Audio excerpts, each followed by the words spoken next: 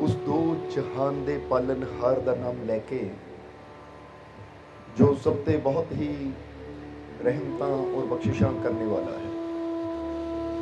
अज दे सत्संग की शुरुआत करिए उस तो पहला अज जिन्हां मैंबरां ने रल मिल के इस सत्संग का आयोजन किया, ये सारियां तैयारियां कीतियां, अज जिन्हां दी वजह दे नाल सानू सारियां नू इस सत्संग का आनंद लैण का मौका मिल रहा है। सब तो पहला असी अपनी तरफों और आई हुई सारी संगत की तरफों उन्होंने सारे मैंबरां नू जिन्होंने भी अज दे सत्संग करवाउण विच सहयोग दिता है बहुत बहुत बधाई देवांगे, मुबारकबाद देवांगे। क्योंकि ये जिन्ने कमेटी मैंबर है दस रहे थे कि पूरे नगर ने बड़ा सहयोग दिता है और हमेशा दसीदा है कि जब भी सत्संग या कोई नेक कर्म किते हुंदा है और इंसान उहदे च सहयोग दिंदा है तो उहदे च सहयोग करके वो परमात्मा दे घर दीआं बड़ियां खुशियां, बड़ियां रहमतां, बड़ियां बरकतां हासिल कर लैंदा है। क्योंकि हमेशा गुरु रहबर दसदे है कि अगर जीवन च खुशी चाहिए है, कामयाबी चाहिए है, तो कामयाबी खुशी असी किते खरीद नहीं सकते, यानी किसी बाजार चों नहीं लैके आ सकते। वो कामयाबी, वो खुशी, वो सफलता सानू कदों मिलती है जदों कोई इदां दा असी काम करते हैं जिहदे च वो परमात्मा खुश हुंदा है, वो प्रभु खुश हुंदा है।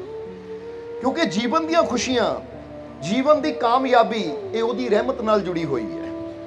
ताही तो असी कई बार दसीदा है कि बंदा लख मेहनत कर लवे पर जब तक उहदी रहमत का साथ ना होवे बंदे नू सफलता नहीं मिलती। तो जदों उहदी रहमत हुंदी है तो फिर इंसान बड़ी जल्दी ही सक्सैसफुल, कामयाब, सफल हो जाता है। इसलिए बड़े बड़े इंसान जिन्होंने अज दुनिया कहती ना ये बहुत बड़े है, ये भी स्टार है या ये चीज़ है, वो भी मानते हैं कि असी अपनी मेहनत ना घट तो उहदी किरपा नाल ज़्यादा सानू कामयाबी मिली है, सफलता मिली है। नहीं तो मेहनत तो दुनिया ते बहुत करते हैं पर कामयाब वो हुंदा है जिहदे अंदर एक विश्वास हुंदा है। वो विश्वास किहड़ी चीज़ ते? एक अपने रब ते, एक अपने मालिक परमात्मा प्रभु ते और दूजा अपने आप ते। इसलिए अज ये सानू सत्संग जाण दा मौका मिलिया है तो बस अज एक कुछ चीज़ां ऐसियां ही समझ के जानियां है कि किद्दां साडा अपने अंदर विश्वास पैदा हो सकता तो किद्दां अपने और रब ते असी विश्वास पैदा कर सकते हैं ताकि जीवन चाहने वाली हर मुश्किल का, हर परेशानी का, हर तकलीफ का डट के सामना कर सकीए और असी हर मुश्किल चों, हर परेशानी चों गुजर के अपनी सफलता, कामयाबी, तंदुरुस्ती तक पहुंच सकीए। गुजर के दा मतलब की है ये बारे दसांगे, पर उस तो पहला कि सत्संग अगे चले अज जिन्हां मैंबरां दी वजह नाल सानू मौका मिलिया आओ सब तो पहला उन्हां वास्ते उस मालिक दे चरनां च, उस परमात्मा प्रभु दे घर च अरदास बेनती करिए कि मालिक इन्हां सारे मैंबरां नूं जिन्हां ने रल मिल के अज सत्संग करवाया है या जिन्हां ने भी सहयोग दिता है, मालिक इन्हां सारियां नूं खुशियां दे नाल, रहमतां दे नाल, बरकतां दे नाल भरपूर करन।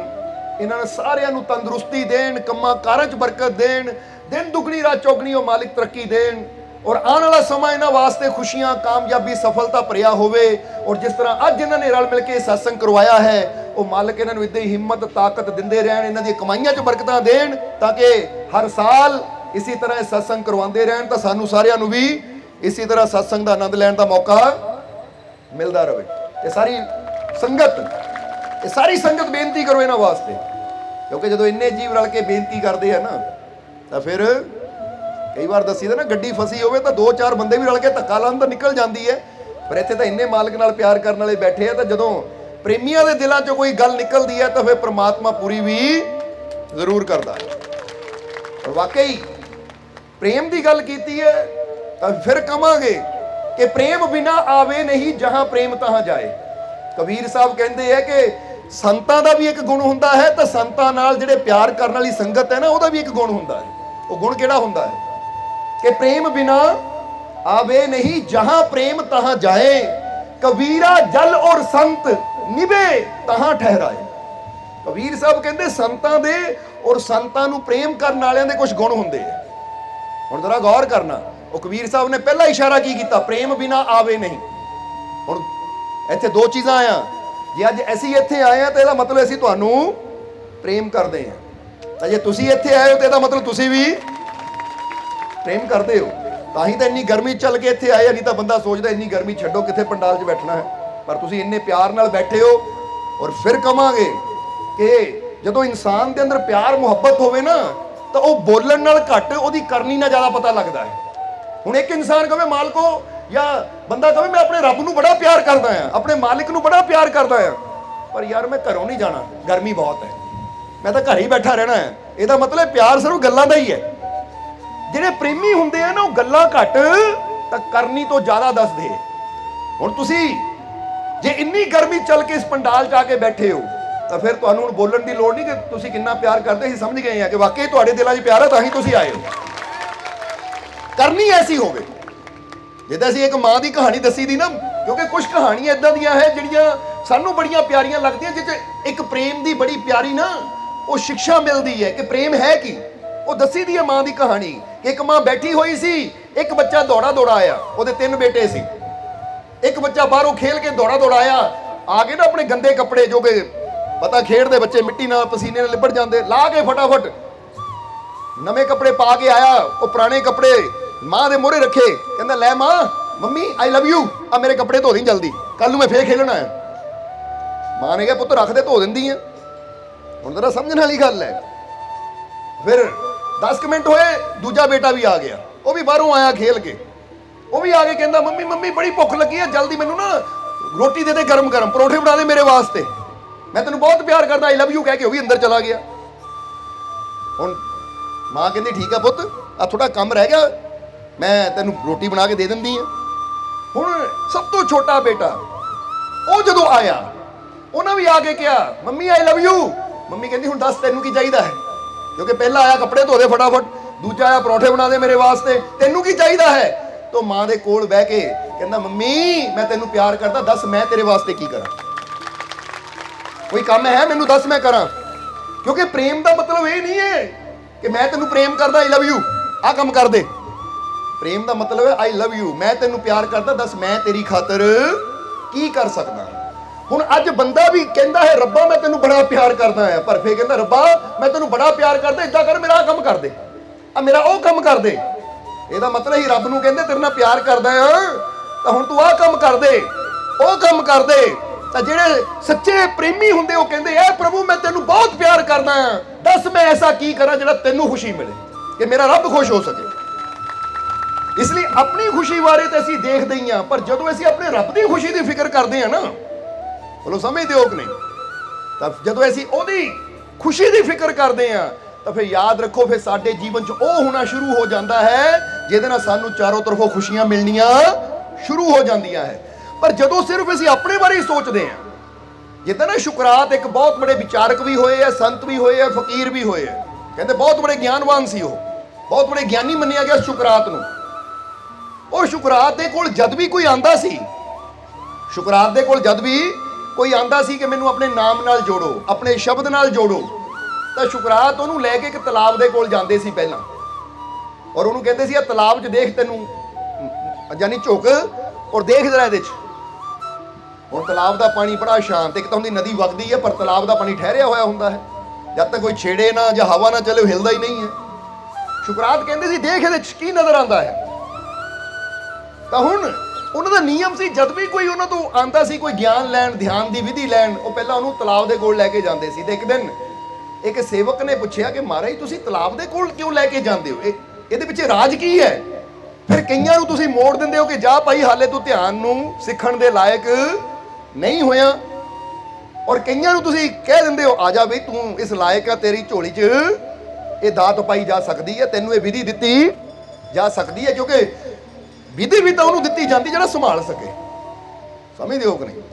ਤਾਂ ਇੱਕ ਸੇਵਕ ਨੇ ਪੁੱਛਿਆ ਮਹਾਰਾਜ ਤੁਸੀਂ ਆਖਰ ਐਸਾ ਕੀ ਦੇਖਦੇ ਹੋ, ਬੰਦੇ ਨੂੰ ਤਲਾਬ ਦੇ ਕੋਲ ਲੈ ਜਾਂਦੇ ਹੋ, ਉਹਨੂੰ ਦੇਖਣ ਨੂੰ ਕਹਿੰਦੇ ਹੋ, ਔਰ ਫਿਰ ਉਹਨੂੰ ਕਹਿੰਦੇ ਹੋ ਚਲਾ ਜਾ ਤੂੰ ਲਾਇਕ ਨਹੀਂ, ਦੂਜੇ ਨੂੰ ਕਹਿੰਦੇ ਆ ਜਾ ਤੂੰ ਲਾਇਕ ਹੈ, ਆਖਰ ਮਾਜਰਾ ਕੀ ਹੈ, ਰਾਜ ਕੀ ਹੈ ਇਹ, ਤੁਸੀਂ ਚੁਣਦੇ ਕਿਹਨੂੰ ਹੋ ਔਰ ਕਿਹਨੂੰ ਤੁਸੀਂ ਇਨਕਾਰ ਕਰਦੇ ਹੋ। ਸ਼ੁਕਰਾਤ ਕਹਿੰਦੇ ਸੁਣ ਫੇਰ ਰਾਜ ਦੀ ਗੱਲ, ਦਰਅਸਲ ਮੈਂ ਤਲਾਬ ਦੇ ਕੋਲ ਲੈ ਕੇ ਜਾਂਦਾ ਔਰ ਉਹਨੂੰ ਕਹਿੰਦਾ ਵਿੱਚ ਦੇਖ ਕੀ ਨਜ਼ਰ ਆਉਂਦਾ ਹੈ, ਤੇ ਕਈ ਵਿੱਚ ਦੇਖਦੇ ਆ, ਉਹ ਕੀ ਦੇਖਦੇ ਆ, ਉਹਨਾਂ ਨੂੰ ਆਪਣਾ ਚਿਹਰਾ ਨਜ਼ਰ ਆਉਂਦਾ ਹੈ ਕਿ ਮੈਨੂੰ ਆਪਣੀ ਤਸਵੀਰ ਨਜ਼ਰ ਆ ਰਹੀ ਹੈ। ਸਮਝਦੇ ਹੋ ਕਿ ਨਹੀਂ। ਹੁਣ ਜਿਹੜੀ ਆਪਣੀ ਤਸਵੀਰ ਨਜ਼ਰ ਆਵੇ, ਅਸੀਂ ਉਹਨੂੰ ਕਹੀਦਾ ਭਾਈ ਤੂੰ ਸ਼ਬਦ ਨੂੰ ਲੈਣ ਦੇ ਹਾਲੇ ਲਾਇਕ ਨਹੀਂ ਹੈ। ਹੁਣ ਜ਼ਰਾ ਗੌਰ ਕਰਨਾ, ਅੱਗੇ ਸਮਝਾਵਾਂਗੇ ਕਾਰਨ ਕੀ ਹੈ। ਫਿਰ ਉਹ ਕਹਿੰਦੇ ਜਿਹੜਾ ਕਹਿੰਦਾ ਮਹਾਰਾਜ ਵਾਹ ਕਮਾਲ ਦੀ ਗੱਲ ਹੈ, ਸ਼ੁਕਰੀਆ ਤੁਹਾਡਾ ਤਲਾਬ ਤੇ ਲੈ ਕੇ ਆਏ, ਆ ਕਿੰਨੇ ਰੰਗ ਬਰੰਗੇ ਪੱਥਰ ਹੈ, ਆ ਕਿੰਨੀਆਂ ਮੱਛਲੀਆਂ ਹੈ, ਆ ਕਿੰਨੀਆਂ ਮਛਲੀਆਂ ਵਿੱਚ ਰੰਗ ਬਰੰਗੀਆਂ ਤੈਰ ਰਹੀਆਂ ਹੈ, ਬੜਾ ਸੁੰਦਰ ਨਜ਼ਾਰਾ ਹੈ। ਹੁਣ ਜਿਹੜਾ ਇਹ ਚੀਜ਼ਾਂ ਨੂੰ ਦੇਖਦਾ ਹੈ, ਅਸੀਂ ਕਹਿੰਦੇ ਤੂੰ ਇਸ ਲਾਇਕ ਹੈ ਕਿਉਂਕਿ ਤੂੰ ਰੱਬ ਦੀ ਬਣਾਈ ਕੁਦਰਤ ਨੂੰ ਦੇਖ ਵੀ ਰਿਹਾ ਹੈ, ਉਹਦਾ ਆਨੰਦ ਵੀ ਲੈ ਰਿਹਾ ਹੈ। ਹੁਣ ਜ਼ਰਾ ਗੌਰ ਕਰਨਾ, ਇੱਕ ਬੰਦਾ ਸਿਰਫ ਨਾ ਉਹਦਾ ਫੋਕਸ ਆਪਣੇ ਆਪ ਤੇ ਹੀ ਹੁੰਦਾ ਹੈ, ਬਸ ਮੈਨੂੰ ਖੁਸ਼ੀ ਮਿਲਣੀ ਚਾਹੀਦੀ, ਦੂਜਾ ਭਾਵੇਂ ਰੋਂਦਾ ਰੋਈ ਜਾਵੇ। ਤਾਂ ਹੀ ਤਾਂ ਤੁਸੀਂ ਦੇਖੋਗੇ ਇੱਕ ਚੋਰ ਚੋਰੀ ਕਰਨ ਲੱਗੇ ਇਹ ਨਹੀਂ ਦੇਖਦਾ ਕਿ ਜਿਹੜਾ ਮੈਂ ਘਰ ਚੋਰੀ ਕਰ ਰਿਹਾ ਉਹਨੂੰ ਕਿੱਦਾਂ ਵਿਚਾਰੇ ਨੇ ਮਿਹਨਤ ਕਰਕੇ ਧਨ ਜੋੜਿਆ, ਪਦਾਰਥ ਜੋੜੇ, ਕਿੱਦਾਂ ਉਹਨੇ ਮਿਹਨਤ ਕਰਕੇ ਇਹ ਇਕੱਠਾ ਕੀਤਾ, ਮੈਂ ਜਾਂਦਾ ਚੋਰੀ ਕਰਕੇ ਲਿਆਂਦਾ ਹਾਂ। ਇਹ ਪਰਵਾਹ ਨਹੀਂ ਕਰਦਾ ਕਿ ਇਹਦੀ ਜ਼ਿੰਦਗੀ ਤੇ ਕੀ ਬੀਤੇਗੀ, ਪਤਾ ਨਹੀਂ ਵਿਚਾਰੇ ਦੇ ਸਿਰ ਤੇ ਕਿੰਨੇ ਕਰਜ਼ੇ ਆ, ਕੀ ਹਾਲਾਤ ਹੈ ਉਹਦੇ। ਬਸ ਉਹ ਦੇਖਦਾ ਤਾਂ ਸਿਰਫ ਆਪਣੇ ਬਾਰੇ ਕਿ ਮੇਰੀ ਜੇਬ ਭਰਨੀ ਚਾਹੀਦੀ, ਦੂਜਾ ਬੇਸ਼ੱਕ ਮਰਦਾ ਮਰੀ ਜਾਵੇ। ਹੁਣ ਐਸੀ ਸੁਰਤੀ ਜਾਂ ਐਸੀ ਬਿਰਤੀ ਜਾਂ ਐਸੀ ਸੋਚ ਰੱਖਣ ਵਾਲੇ ਜਿਹੜੇ ਇਨਸਾਨ ਹੁੰਦੇ ਐ, ਇਹ ਗੱਲ ਹਮੇਸ਼ਾ ਯਾਦ ਰੱਖੋ, ਜੇ ਬੰਦਾ ਸੋਚੇ ਨਾ ਚੋਰੀ ਕਰਕੇ ਠੱਗੀ ਕਰਕੇ ਮੈਨੂੰ ਕੋਈ ਖੁਸ਼ੀ ਮਿਲ ਜਾਣੀ ਹੈ, ਤੇ ਇਹਨਾਂ ਨੂੰ ਖੁਸ਼ੀ ਕਦੀ ਮਿਲਦੀ ਨਹੀਂ ਹੈ। क्योंकि महात्मा बुद्ध बड़ी प्यारी गल कहते, महात्मा बुद्ध कहते दूसरे के दुखों की बुनियाद पर तुम अपनी खुशियों का महल कभी खड़ा नहीं कर सकते। कि दूजिया नूं दुख दे के जे तू सोचे कि आ चीज मैं दूजे नूं दुख दे के खरीदी है यानी खोई है ਉਹਦੇ ਕੋਲੋਂ, ਤਾਂ ਇਹ ਚੀਜ਼ ਮੈਨੂੰ ਖੁਸ਼ੀ ਦੇਗੀ, ਕਹਿੰਦੇ ਉਹ ਚੀਜ਼ ਤੈਨੂੰ ਕਦੀ ਖੁਸ਼ੀ ਦੇ ਨਹੀਂ ਸਕਦੀ। ਇਹ ਸਮਝ ਲੈਣਾ ਜ਼ਰਾ ਸਾਰਿਆਂ ਨੇ। ਅੱਜ ਜੇ ਕੋਈ ਬੰਦਾ ਨਾ हेरा फेरी करके ठगी करके चार पैसे जोड़ भी लेंदा है, तो फिर जरा हुण गौर करना, देखने वाले लगेगा कोई पैसा है, पर ਉਹਦੇ हालात की है, ਉਹਦੇ जीवन च दुख परेशानियां, चाहे औलाद की तरफों सेहत की तरफों कित्थों है, वो जिद्दां आंदा जांदा भी फिर उदां ही है। इसलिए समझना है कि एक इंसान शुकरात कहंदे ਉਹ ਹੁੰਦਾ ਜਿਹੜਾ ਆਪਣੇ ਬਾਰੇ ਹੀ ਦੇਖਦਾ ਹੈ कि मैं ही मैं ਹਾਂ, बस ਹੋਰ ਕੁਝ है ही नहीं। और ਜਿਹੜਾ इंसान अपने बारे ही अपने ਵੱਲ ही देखदा है ਤਾਂ ਉਹ ਇਨਸਾਨ ਕਦੀ ਵੀ ਆਪਣੇ ਜੀਵਨ ਦਾ ਆਨੰਦ ਨਹੀਂ ਲੈ ਸਕਦਾ, ਕਿਉਂਕਿ ਜੀਵਨ ਦਾ ਆਨੰਦ ਉਦੋਂ ਆਏਗਾ ਜਦੋਂ ਅਸੀਂ ਦੂਸਰਿਆਂ ਬਾਰੇ ਵੀ ਸੋਚਾਂਗੇ। ਬੋਲੋ ਸਮਝਦੇ ਹੋ ਕਿ ਨਹੀਂ? ਜਦੋਂ ਅਸੀਂ ਦੂਸਰਿਆਂ ਦੀ ਫਿਕਰ ਵੀ ਕਰਾਂਗੇ, ਜਦੋਂ ਅਸੀਂ ਇਸ ਤਰ੍ਹਾਂ ਦੀ ਜ਼ਿੰਦਗੀ ਜੀਵਾਂਗੇ ਜਿਹਦੇ 'ਚ ਕਿਸੇ ਨਾ ਕਿਸੇ ਦਾ ਭਲਾ ਹੋ ਸਕੇ। ਜੇ ਤੁਸੀਂ ਹਰ ਰੋਜ਼ ਇਦਾਂ ਦੀ ਜ਼ਿੰਦਗੀ ਜੀਂਦੇ ਹੋ ਕਿ ਮੈਂ ਕੁਝ ਐਸਾ ਕਰ ਰਿਹਾ ਜਿਹਦੇ ਨਾਲ ਦੂਸਰੇ ਨੂੰ ਵੀ ਕੋਈ ਭਲਾ ਹੋ ਰਿਹਾ, ਉਹਨੂੰ ਖੁਸ਼ੀ ਮਿਲ ਰਹੀ ਹੈ, ਕੋਈ ਨੇਕੀ ਕਰ ਰਿਹਾ ਹਾਂ, ਤਾਂ ਦੇਖੋ ਇਹ ਦੁਨੀਆ ਸੁੰਦਰ ਹੁੰਦੀ ਚਲੀ ਜਾਏਗੀ। ਤਾਂ ਜੇ ਬੰਦਾ ਸੋਚੇ ਮੈਂ ਆਪ ਜੀਣਾ ਹੈ, ਦੂਜਾ ਬਿਮਾਰ ਹੋਵੇ, ਦੂਜਾ ਬੇਸ਼ੱਕ ਦੁਖੀ ਹੋਵੇ, ਮੈਂ ਆਪਣੇ ਬਾਰੇ ਦੇਖਣਾ ਹੈ, ਤਾਂ ਯਾਦ ਰੱਖੋ ਹੁਣ ਇਸ ਪੰਡਾਲ ਦੇ ਵਿੱਚ ਹੁਣ ਤੁਸੀਂ ਜਿੰਨੇ ਬੈਠੇ ਹੋ ਨਾ, ਅਗਰ ਸਾਰੇ ਹੱਸਣਗੇ ਤਾਂ ਪੰਡਾਲ ਕਿੰਨਾ ਸੋਹਣਾ ਲੱਗੇਗਾ, ਲੱਗੇਗਾ ਕਿ ਨਹੀਂ? ਤਾਂ ਜੇ ਸਾਰੇ ਰੋਣਗੇ ਫਿਰ ਕਿੱਦਾਂ ਦਾ ਲੱਗੇਗਾ? ਆਪ ਸੋਚ ਕੇ ਦੇਖੋ। ਹੁਣ ਜੇ ਬੰਦਾ ਸੋਚੇ ਮੈਂ ਖੁਸ਼ ਹੋਣਾ, ਉਹਨੂੰ ਰਵਾ ਕੇ ਮੈਂ ਖੁਸ਼ ਹੋਣਾ ਹੈ, ਤਾਂ ਭਾਈ ਜੇ ਉਹਨੂੰ ਰਵਾ ਲਿਆ ਤਾਂ ਫਿਰ ਕੀ ਹੋਏਗਾ? ਫਿਰ ਕੀ ਹੋਏਗਾ? ਤੂੰ ਖੁਸ਼ ਹੋ ਲੇਗਾ? ਦੂਜੇ ਨੂੰ ਰੋਂਦਾ ਦੇਖ ਕੇ ਤੂੰ ਕਦੀ ਹੱਸ ਸਕਦਾ ਨਹੀਂ। ਜਿਹੜਾ ਹੱਸਣ ਦੀ ਕੋਸ਼ਿਸ਼ ਕਰੇਗਾ ਉਹ ਸੱਚੀ ਖੁਸ਼ੀ ਨਹੀਂ ਹੋਏਗੀ, ਉਹਦੇ ਨਾ ਸਮਝ ਲਓ ਕਿ ਫੇਸ ਤੇ ਮੁਸਕਰਾਹਟ ਹੋਏਗੀ, ਪਰ ਦਿਲ ਵਿੱਚ ਕਿਤੇ ਨਾ ਕਿਤੇ ਬੈਠਾ ਰੱਬ ਜਾਣਦਾ ਕਿ ਤੂੰ ਗਲਤ ਕਰ ਰਿਹਾ। ਇਸ ਲਈ ਜੇ ਸਾਨੂੰ ਖੁਸ਼ੀਆਂ ਚਾਹੀਦੀਆਂ ਹੈ, ਤਾਂ ਹੀ ਤਾਂ ਮੌਲਾਨਾ ਰੂਮੀ ਨੇ ਵੀ ਇੱਕ ਗੱਲ ਬੜੀ ਪਿਆਰੀ ਕਹੀ ਹੈ ਕਿ ਅੱਜ ਬੰਦਾ ਕਹਿੰਦਾ ਮੈਂ ਬਹੁਤ ਗਿਆਨਵਾਨ ਹੈ, ਮੈਂ ਬਹੁਤ ਇਲਮ ਪੜ੍ਹ ਲਿਆ, ਮੈਂ ਬਹੁਤ ਧਾਰਮਿਕ ਸ਼ਾਸਤਰ ਪੜ੍ਹ ਲਏ, ਮੈਂ ਬਹੁਤ ਕਿਤਾਬਾਂ ਪੜ੍ਹ ਲਈਆਂ। ਤਾਂ ਮੌਲਾਨਾ ਰੂਮੀ ਕਹਿੰਦੇ ਅਗਰ ਤੁਮਾਰਾ ਇਲਮ ਯਾਨੀ ਜੋ ਅਸੀਂ ਪੜ੍ਹਿਆ ਜਾਣਿਆ ਹੈ, ਅੱਜ ਜਿੰਨੀ ਵੀ ਤੁਹਾਡੀ ਉਮਰ ਹੈ, ਜਿੰਨਾ ਵੀ ਤੁਸੀਂ ਚਾਹੇ ਧਾਰਮਿਕ ਸ਼ਾਸਤਰ ਪੜ੍ਹਿਆ, ਚਾਹੇ ਕੁਝ ਹੋਰ ਕਿਤਾਬਾਂ ਪੜ੍ਹੀਆਂ, ਜਿੰਨੀ ਵੀ ਨੌਲੇਜ ਜਾਂ ਇਲਮ ਗਿਆਨ ਇਕੱਠਾ ਕੀਤਾ ਹੈ, ਉਹਦੇ ਬਾਰੇ ਮੌਲਾਨਾ ਰੂਮੀ ਕਹਿੰਦੇ ਕਿ ਅਗਰ ਤੁਮਾਰਾ ਇਲਮ तुम्हें मोहब्बत और यकीन करना नहीं सिखाता तो जाहिल तुमसे अच्छे हैं। देखो कितनी प्यारी गल मौलाना रूमी एक फकीर होए जिन्होंने ये गल कही, कहते अगर तू किताबां भी पढ़ लईयां, धार्मिक शास्त्र भी पढ़ ले, बहुत बड़ा ज्ञानवान ज्ञानी भी बन गया तू, पर अगर तेरा वो इलम तेरा वो ज्ञान तेनू दूजियां नाल मुहब्बत करनी नहीं सिखांदा या तेनू यकीन करना नहीं सिखांदा दूजियां ते या रब ते, तां फिर जाहिल कह दिंदे अनपढ़ फिर तेरे नालों चंगे है। वो कहते इलम वो हुंदा सच्चा जिहड़ा सानू दूजियां नाल प्रेम करना सिखावे। तां जे असीं वो चीज़ नूं पढ़दे हां कि उहनूं पढ़ के असीं दूजियां नाल नफरत करनी शुरू कर दईए, दूजियां नूं नीवा समझना शुरू कर दईए, या दूजियां नूं अपने तो जिद्दां कई वार देखिया ना बंदा लै मैं तो भी आ मैं इदां आ तां तूं की है मेरे सामने। वो कहते जे हंकार तेरा इलम तेरे अंदर हंकार पैदा कर देवे तो फिर तो जाहिल अनपढ़ ते तो चंगे है। इसलिए ये चेक करना है, तुसे ये चेक करना है कि सही मायने च ਗਿਆਨਵਾਨ ਉਹੀ ਹੁੰਦਾ ਜਿਹਦੇ ਅੰਦਰ ਦਿਨ ਪ੍ਰਤੀ ਦਿਨ ਆਪਣੇ ਮਾਲਿਕ ਤੇ ਵੀ ਵਿਸ਼ਵਾਸ ਵੱਧਦਾ ਚਲਾ ਜਾਵੇ, ਔਰ ਦੂਜਿਆਂ ਦੇ ਪ੍ਰਤੀ ਵੀ ਜੇ ਕੋਈ ਮਾੜੀ ਮੋਟੀ ਨਫ਼ਰਤ ਹੈ ਤਾਂ ਹੌਲੀ ਹੌਲੀ ਖਤਮ ਹੁੰਦੀ ਚਲੀ ਜਾਵੇ। ਕਿਉਂਕਿ ਜ਼ਿੰਦਗੀ ਦਾ ਮਜ਼ਾ ਉਦੋਂ ਹੀ ਆਉਂਦਾ ਹੈ ਜਦੋਂ ਹਰ ਰੋਜ਼ ਸਾਡੀਆਂ ਕਮੀਆਂ ਦੂਰ ਹੁੰਦੀਆਂ ਚਲੀਆਂ ਜਾਣ। ਜਿਹਦਾ ਜ਼ਰਾ ਸੋਚ ਕੇ ਦੇਖੋ, ਇੱਕ ਬੰਦਾ ਕਹਿੰਦਾ ਮੇਰੀ ਉਮਰ 30 ਸਾਲ ਦੀ ਹੈ, 30 ਸਾਲ ਦੀ ਉਮਰ 'ਚ ਮੈਂ ਇੰਨੇ ਬੰਦਿਆਂ ਨੂੰ ਨਫ਼ਰਤ ਕਰਦਾ ਸੀ, ਮੇਰੇ ਅੰਦਰ ਕੋਈ ਕ੍ਰੋਧ ਸੀ, ਮੇਰੇ ਅੰਦਰ ਗੁੱਸਾ ਸੀ, ਮੇਰੇ ਅੰਦਰ ਕਈ ਕਮੀਆਂ ਸੀ। ਹੁਣ ਮੇਰੀ ਉਮਰ 50 ਸਾਲ ਦੀ ਹੋ ਗਈ, ਹਾਲੇ ਵੀ ਮੈਂ ਨਫ਼ਰਤ ਨਹੀਂ ਛੱਡੀ, ਹਾਲੇ ਵੀ ਮੈਂ ਕ੍ਰੋਧ ਨਹੀਂ ਛੱਡਿਆ, ਹਾਲੇ ਵੀ ਮੇਰੀਆਂ ਕਮੀਆਂ ਉਦਾਂ ਹੀ ਹੈ। ਤੇ ਇਹਦਾ ਮਤਲਬ 20 ਸਾਲ ਵਿੱਚ ਸਿੱਖਿਆ ਹੀ ਕੁਛ ਨਹੀਂ, ਕੋਈ ਬਦਲਾਅ ਵੀ ਨਹੀਂ ਆਇਆ ਤੇਰੇ ਅੰਦਰ। ਮਜ਼ਾ ਤਾਂ ਇਹ ਹੈ ਕਿ ਅੱਜ ਬੰਦਾ ਕਹੇ ਮੇਰੀ ਉਮਰ 20 ਸਾਲ ਦੀ ਹੈ, ਮੈਨੂੰ ਗੁੱਸਾ ਆਉਂਦਾ ਹੈ, ਪਰ ਹੁਣ ਮੈਂ 25 ਦਾ ਹੋ ਗਿਆ, 30 ਦਾ ਹੋ ਗਿਆ, ਮੇਰਾ ਗੁੱਸਾ ਘਟ ਰਿਹਾ ਹੈ। ਹੁਣ ਮੈਂ 50 ਦਾ ਹੋ ਗਿਆ, ਮੇਰਾ ਗੁੱਸਾ ਹੋਰ ਵੀ ਘਟ ਗਿਆ, ਮੇਰੇ ਅੰਦਰ ਆ ਕਮੀ ਸੀ। ਇਹਦਾ ਮਤਲਬ ਹੈ ਕਿ ਤੂੰ ਦਿਨ ਪ੍ਰਤੀ ਦਿਨ ਬੈਟਰ ਹੋ ਰਿਹਾ, ਅੱਛਾ ਹੋ ਰਿਹਾ ਹੈ। ਔਰ ਹਰ ਰੋਜ਼ ਅੱਛਾ ਹੋਣ ਦੇ ਨਾਲ ਹੀ ਇਨਸਾਨ ਇੱਕ ਦਿਨ ਉਹ ਪਰਮਾਤਮਾ ਨੂੰ ਵੀ ਪਿਆਰਾ ਹੁੰਦਾ, ਤਾਂ ਦੁਨੀਆ ਤੇ ਵੀ ਉਹਨੂੰ ਕੀ ਕਿਹਾ ਜਾਂਦਾ ਹੈ ਕਿ ਬਈ ਇਹ ਬਹੁਤ ਮਹਾਨ ਹੈ, ਇਹ ਜੀਨੀਅਸ ਹੈ। ਇਹ ਗੱਲ ਯਾਦ ਰੱਖਣਾ, ਕਿਉਂਕਿ ਹਰ ਇਨਸਾਨ, ਫਿਰ ਇੱਥੇ ਕਵਾਂਗੇ ਜਿੱਦਾਂ ਇੱਕ ਛੋਟੀ ਜਿਹੀ ਕਹਾਣੀ ਹੈ ਜੋ ਸਾਨੂੰ ਇੱਥੇ ਯਾਦ ਆ ਗਈ, ਜਿਸ ਤੋਂ ਸਾਨੂੰ ਇਹ ਗੱਲ ਥੋੜੀ ਹੋਰ ਕਲੀਅਰ ਹੋ ਜਾਏਗੀ ਕਿ ਇੱਕ ਵਾਰ ਇੱਕ ਜਾਦੂਗਰ, ਬਹੁਤ ਬੜਾ ਜਾਦੂਗਰ, ਇੱਕ ਰਾਜੇ ਦੇ ਦਰਬਾਰ 'ਚ ਆਇਆ ਆਪਣਾ ਜਾਦੂ ਦਿਖਾਉਣ ਵਾਸਤੇ। ਜਦੋਂ ਰਾਜੇ ਨੂੰ ਉਹ ਜਾਦੂਗਰ ਨੇ ਜਾਦੂ ਦਿਖਾਇਆ ਤਾਂ ਰਾਜਾ ਬੜਾ ਪ੍ਰਭਾਵਿਤ ਹੋਇਆ, ਬੜਾ ਖੁਸ਼ ਹੋਇਆ ਰਾਜਾ, ਔਰ ਜਿੰਨੇ ਦਰਬਾਰੀ ਸੀ ਉਹ ਵੀ ਬੜੇ ਖੁਸ਼ ਹੋਏ। ਪਰ ਜਿਹੜਾ ਰਾਜੇ ਦਾ ਵਜ਼ੀਰ ਸੀ ਉਹ ਸ਼ਾਂਤ ਹੋ ਕੇ ਬੈਠਾ ਸੀ। ਹੁਣ ਜਦੋਂ ਸ਼ੋਅ ਸਮਾਪਤ ਹੋਇਆ, ਯਾਨੀ ਜਾਦੂਗਰ ਨੇ ਜੋ ਜਾਦੂ ਦਿਖਾਣਾ ਸੀ, ਜਦੋਂ ਸਮਾਪਤੀ ਹੋਈ ਤਾਂ ਫਿਰ ਬਾਦਸ਼ਾਹ ਉੱਠ ਕੇ ਤਾੜੀ ਵਜਾਈ। ਤਾਂ ਬਾਦਸ਼ਾਹ ਨੇ ਕਿਹਾ ਵਾਹ ਵੇ ਵਾਹ, ਵਾਹ, ਬੜਾ ਹੀ ਸ਼ਾਨਦਾਰ ਪ੍ਰਤਿਭਾ ਦਾ ਮਾਲਿਕ ਹੈ ਤੂੰ। ਇਹ ਤਾਂ ਗॉड ਨੇ, ਪ੍ਰਮਾਤਮਾ ਨੇ, ਉਹ ਪ੍ਰਭੂ ਨੇ, ਇਹ ਤੇਰੇ ਅੰਦਰ ਇਦਾਂ ਦੀ ਪ੍ਰਤਿਭਾ ਭਰੀ ਹੈ, ਇਦਾਂ ਦੇ ਗੁਣ ਤੇਰੇ ਅੰਦਰ ਭਰੇ ਆ, ਵਾਕਈ ਤੂੰ ਬਹੁਤ ਅੱਛਾ ਜਾਦੂਗਰ ਹੈ। ਵਾਕਈ ਪ੍ਰਮਾਤਮਾ ਨੇ, गॉड ਨੇ ਤੈਨੂੰ ਬੜਾ ਅੱਛਾ ਗਿਫਟ ਦਿੱਤਾ ਹੈ, ਤੋਹਫਾ ਦਿੱਤਾ ਹੈ, ਇਹ ਕਲਾ ਤੇਰੀ। ਜਦੋਂ ਇੰਨੀ ਗੱਲ ਰਾਜਾ ਕਹਿ ਰਿਹਾ ਹੈ ਤਾਂ ਉਸ ਵੇਲੇ ਸਾਰੇ ਵਾਹ ਵਾਹ ਕਰ ਰਹੇ, ਪਰ ਵਜ਼ੀਰ ਸ਼ਾਂਤ ਹੋ ਕੇ ਬੈਠਾ। ਤਾਂ ਰਾਜੇ ਨੇ ਵਜ਼ੀਰ ਨੂੰ ਕਿਹਾ, ਵਜ਼ੀਰ ਤੂੰ ਬੜਾ ਸ਼ਾਂਤ ਹੈ, ਕੀ ਗੱਲ? ਕਹਿੰਦਾ ਮਹਾਰਾਜ ਜਾਦੂਗਰ ਦਾ ਆ ਜਿੰਨੇ ਵੀ ਕਰਤੱਵ ਦਿਖਾਏ ਬੜੇ ਸੁੰਦਰ ਸੀ, ਪਰ ਆ ਜਿਹੜੀ ਗੱਲ ਤੁਸੀਂ ਕਹੀ ਨਾ ਕਿ गॉड ਨੇ ਇਹਦੇ ਅੰਦਰ ਪ੍ਰਤਿਭਾ ਭਰੀ ਹੈ, गॉड ਨੇ ਇਹਦੇ ਅੰਦਰ ਕਲਾ ਭਰੀ ਹੈ, ਤਾਂ ਉਸ ਵੇਲੇ ਕਹਿੰਦੇ ਜੀ ਇਹ ਗੱਲ ਤੋਂ ਮੈਂ ਸਹਿਮਤ ਹੈ ਨਹੀਂ। ਜਰਾ ਸਮਝਣ ਵਾਲੀ ਗੱਲ ਹੈ, ਔਰ ਅਸੀਂ ਕਵਾਂਗੇ ਇਹ ਤੁਸੀਂ ਵੀ ਸਮਝਣੀ ਹੈ ਚੀਜ਼। ਰਾਜਾ ਕਹਿੰਦਾ ਕੀ ਮਤਲਬ, ਕੀ ਮਤਲਬ ਇਹ ਤੋਂ ਸਹਿਮਤ ਹੈ ਨਹੀਂ? ਕਹਿੰਦਾ ਮਹਾਰਾਜ ਹਰ ਇਨਸਾਨ ਅੰਦਰ ਪ੍ਰਭੂ ਨੇ ਕਲਾ ਤਾਂ ਰੱਖੀ ਹੁੰਦੀ ਹੈ, ਪਰ ਉਹਨੂੰ ਪ੍ਰਗਟ ਕਰਨ ਵਾਸਤੇ ਬੰਦੇ ਨੂੰ ਹਰ ਰੋਜ਼ ਅਭਿਆਸ, ਹਰ ਰੋਜ਼ ਮਿਹਨਤ ਆਪ ਕਰਨੀ ਪੈਂਦੀ ਹੈ। ਸਮਝਦੇ ਹੋ ਕਿ ਨਹੀਂ?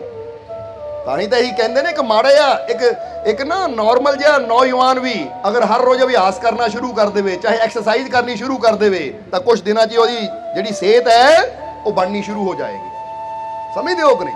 ਤਾਂ ਜੇ ਕੋਈ ਹੋਰ ਇਨਸਾਨ ਕਹਿੰਦਾ ਹੈ ਕਿ ਮੈਨੂੰ ਆਹ ਕੰਮ ਨਹੀਂ ਆਉਂਦਾ, ਪਰ ਰੋਜ਼ ਉਹਦੇ ਬਾਰੇ ਅਭਿਆਸ ਕਰਨਾ ਸ਼ੁਰੂ ਕਰ ਦੇਵੇ, ਤਾਂ ਹੌਲੀ ਹੌਲੀ ਉਹ ਉਹਦੇ 'ਚ ਨਿਪੁੰਨ ਹੋ ਜਾਂਦਾ ਹੈ, ਯਾਨੀ ਉਹ ਸਿੱਖ ਲੈਂਦਾ ਹੈ ਉਹ। ਹੁਣ ਜਦੋਂ ਰਾਜੇ ਨੂੰ ਇੰਨੀ ਗੱਲ ਕਹੀ ਵਜ਼ੀਰ ਨੇ, ਤਾਂ ਰਾਜੇ ਨੂੰ ਗੁੱਸਾ ਆਇਆ ਕਿ ਮੇਰੀ ਗੱਲ ਕੱਟ ਦਿੱਤੀ। ਔਰ ਫੇਰ ਕਹਾਂਗੇ ਕਹਾਣੀ ਸਾਨੂੰ ਗਿਆਨ ਦੇਣ ਵਾਸਤੇ ਬਣਾਈ ਗਈ ਹੈ। ਰਾਜੇ ਨੇ ਕਿਹਾ ਮੇਰੀ ਗੱਲ ਕੱਟਤੀ ਇੰਨੀ ਭਰੀ ਸਭਾ ਦੇ ਵਿੱਚ। ਚਲੋ ਇਸ ਵਜ਼ੀਰ ਨੂੰ ਫੜੋ, ਕਿਉਂਕਿ ਵਜ਼ੀਰ ਨਾ ਹਾਲੇ ਸੀਗਾ ਨੌਜਵਾਨ ਹੀ, ਇਸ ਲਈ ਜਿੱਦਾਂ ਕਹਿ ਲਓ ਕਿ 30-35 ਸਾਲ ਦੀ ਉਹਦੀ ਉਮਰ ਸੀ, ਕੋਈ ਜ਼ਿਆਦਾ ਸਿਆਣਾ ਨਹੀਂ ਸੀ। ਤਾਂ ਰਾਜੇ ਨੇ ਕਿਹਾ ਇਹਨੂੰ ਫੜੋ ਔਰ ਕਾਲ ਕੋਠੜੀ 'ਚ ਪਾ ਦਿਓ, ਔਰ ਉਹ ਕਾਲ ਕੋਠੜੀ ਪਾਓ ਕਿ ਜਿਹੜੀ ਗਹਿਰਾਈ ਦੇ ਵਿੱਚ ਹੈ, ਔਰ ਇਹ ਮੇਰਾ ਵਜ਼ੀਰ ਹੈ, ਇਸ ਲਈ ਇਹਦੇ ਨਾਲ ਨਾ 2 ਸੂਅਰ ਦੇ ਬੱਚੇ ਦੇ ਦਿਓ, ਇਹਨੂੰ 2 ਸੂਅਰ ਦੇ ਬੱਚੇ ਦੇ ਦਿਓ, ਤਾਂ ਕਿ ਉਹਨਾਂ ਨਾਲ ਖੇਲਦਾ ਖੂਲਦਾ ਰਹੇ, ਮਨ ਬਹਿਲਾਉਂਦਾ ਰਹੇ ਉਹਨਾਂ ਨਾਲ। ਇਸ ਲਈ ਇਕੱਲਾ ਉੱਥੇ ਰਹੇਗਾ ਤਾਂ ਉਦਾਸ ਹੋ ਜਾਏਗਾ, ਇਸ ਲਈ ਕਹਿੰਦੇ 2 ਸੂਅਰ ਦੇ ਛੋਟੇ ਛੋਟੇ ਬੱਚੇ ਉਹਨੂੰ ਦੇ ਦਿੱਤੇ ਗਏ। ਤਾਂ ਜਿੱਥੇ ਕੋਠੜੀ ਸੀ ਉਹ ਇਦਾਂ ਦੀ ਸੀ ਕਿ ਦਰਵਾਜ਼ਾ ਉੱਪਰ ਸੀ, ਜਿੱਥੋਂ ਭੇਜਿਆ ਜਾਂਦਾ, ਫਿਰ ਪੌੜੀਆਂ ਉਤਰ ਕੇ ਬੰਦੇ ਨੂੰ ਰਹਿਣਾ ਥੱਲੇ ਪੈਂਦਾ ਸੀ। ਤਾਂ ਸੈਨਿਕਾਂ ਨੇ ਕਹਿਣਾ ਕਿ ਵਜ਼ੀਰ ਜੀ ਰੋਜ਼ ਅਸੀਂ ਖਾਣਾ ਇੱਥੇ ਰੱਖ ਦੇਣਾ ਹੈ, ਤੁਹਾਡੇ ਵਾਸਤੇ ਵੀ, ਸੂਅਰ ਦੇ ਬੱਚਿਆਂ ਵਾਸਤੇ ਵੀ, ਰੋਜ਼ ਆ ਕੇ ਇੱਥੇ ਖਾ ਲਿਆ ਕਰੋ, ਯਾਨੀ ਪੌੜੀਆਂ ਚੜ੍ਹ ਕੇ ਆਓ, ਖਾ ਕੇ ਚਲੇ ਜਾਓ। ਹੁਣ ਹੋਇਆ ਕੀ ਫਿਰ? ਹੁਣ ਵਜ਼ੀਰ ਨੂੰ ਸਜ਼ਾ ਮਿਲੀ, ਵਜ਼ੀਰ ਚਲਾ ਗਿਆ ਕੋਠੜੀ ਅੰਦਰ, ਦੇਖਿਆ ਪੌੜੀਆਂ ਉੱਤਰ ਲੱਗਾ ਤਾਂ ਸੂਅਰ ਦੇ ਬੱਚੇ ਆ, ਉਹਨਾਂ ਤੋਂ ਉੱਤਰ ਨਹੀਂ ਹੋਇਆ, ਇਸ ਲਈ ਉਹਨੇ ਇੱਕ ਬੱਚੇ ਨੂੰ ਇੱਧਰ ਚੱਕਿਆ, ਦੂਜੇ ਨੂੰ ਇੱਧਰ ਚੱਕਿਆ, ਔਰ ਲੈ ਕੇ ਥੱਲੇ ਚਲਾ ਗਿਆ। ਸਵੇਰ ਨੂੰ ਖਾਣੇ ਦਾ ਸਮਾਂ ਆਇਆ, ਫਿਰ ਸੂਅਰ ਦੇ ਬੱਚੇ ਚੱਕੇ ਔਰ ਫਿਰ ਲੈ ਕੇ ਉੱਪਰ ਚਲਾ ਗਿਆ। ਕਹਿੰਦੇ ਰੋਜ਼ ਹੁਣ ਕੀ ਹੋਣ ਲੱਗਾ, ਰੋਜ਼ ਉਸ ਵਜ਼ੀਰ ਨੇ ਕੀ ਕਰਨਾ, ਜਦੋਂ ਖਾਣਾ ਸ਼ਾਮ ਸਵੇਰੇ ਦੁਪਹਿਰੇ ਖਾਣ ਆਣਾ ਤਾਂ ਦੋਨਾਂ ਸੂਰ ਦੇ ਬੱਚਿਆਂ ਨੂੰ ਆਪਣੇ ਕੰਧਿਆਂ ਦੇ ਚੱਕਣਾ ਔਰ ਥੱਲੇ ਲੈ ਕੇ ਜਾਣਾ, ਫਿਰ ਉੱਪਰ ਲੈ ਕੇ ਆਣਾ।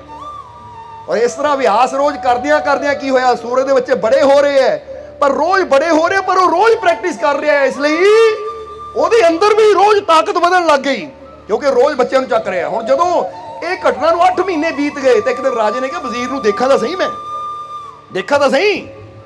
ਤਾਂ ਜਿਸ ਵੇਲੇ ਖਾਣ ਦਾ ਸਮਾਂ ਹੋਇਆ ਔਰ ਰਾਜਾ ਪਹੁੰਚਿਆ, ਉਸ ਵੇਲੇ ਤਾਂ ਜਦੋਂ ਦਰਵਾਜ਼ਾ ਖੋਲਿਆ, ਰਾਜੇ ਨੇ ਦੇਖਿਆ, ਹੈਰਾਨ ਰਹਿ ਗਿਆ ਕਿ ਉਹ ਤਾਂ ਮਾੜਾ ਜਿਹਾ ਵਜ਼ੀਰ ਸੀ, ਇੱਥੇ ਤਾਂ ਹੁਣ ਚੰਗੇ ਉਹਦੇ ਡੋਲੇ ਸ਼ੋਲੇ ਬਣੇ ਹੋਏ, ਜਾਨੀ ਚੰਗੀ ਉਹਦੀ ਬੋਡੀ ਸਿਹਤ ਬਣੀ ਹੋਈ ਹੈ, ਕਿਉਂਕਿ ਸੂਰ ਦੇ ਬੱਚੇ ਚੱਕੇ ਹੋਏ ਹਨ। ਔਰ 8 ਮਹੀਨਿਆਂ 'ਚ ਬੱਚੇ ਵੀ ਜਵਾਨ ਹੋ ਗਏ, ਕਿਉਂਕਿ ਜਾਨਵਰ ਬੜੀ ਜਲਦੀ ਵੱਧਦੇ ਆ। ਉਹ ਏਡੇ ਭਾਰੇ ਸੂਰ ਚੱਕੇ ਹੋਏ ਆ। ਔਰ ਇਹ ਗੱਲ ਯਾਦ ਰੱਖਣਾ ਸਾਰੇ, ਕਹਿੰਦੇ ਏਡੇ ਭਾਰੇ ਸੂਰ ਚੱਕੇ ਹੋਏ ਆ, ਸਿਹਤ ਵੀ ਬਣ ਗਈ। ਤਾਂ ਉਸ ਵੇਲੇ ਵਜ਼ੀਰ ਨੇ ਨਾ ਉਹ ਸੂਰ ਥੱਲੇ ਰੱਖੇ, ਉਹ ਤਾਂ ਘਾਸ ਖਾਣ ਲੱਗੇ, ਵਜ਼ੀਰ ਨੇ ਹੱਥ ਜੋੜੇ, ਕਹਿੰਦੇ ਮਹਾਰਾਜ ਤੁਹਾਡਾ ਧੰਨਵਾਦ। ਉਹ ਰਾਜਾ ਕਹਿੰਦਾ 8 ਮਹੀਨੇ ਹੋ ਗਏ ਤੈਨੂੰ ਕੈਦ ਵਿੱਚ ਰੱਖੇ ਨੂੰ, ਤੂੰ ਧੰਨਵਾਦ ਕਾਹਦਾ ਕਰ ਰਿਹਾ ਆ? ਕਹਿੰਦਾ ਮਹਾਰਾਜ ਧੰਨਵਾਦ ਇਸ ਲਈ ਕਰ ਰਿਹਾ ਆ, ਇਹ ਜੇ 8 ਮਹੀਨੇ ਤੁਸੀਂ ਇੱਥੇ ਨਾ ਰੱਖਦੇ ਤਾਂ ਮੈਨੂੰ ਆਪਣੀ ਤਾਕਤ ਦਾ ਪਤਾ ਹੀ ਨਹੀਂ ਲੱਗਣਾ ਸੀ, ਮੇਰੇ ਅੰਦਰ ਕਿੰਨੀ ਤਾਕਤ ਛੁਪੀ ਹੋਈ।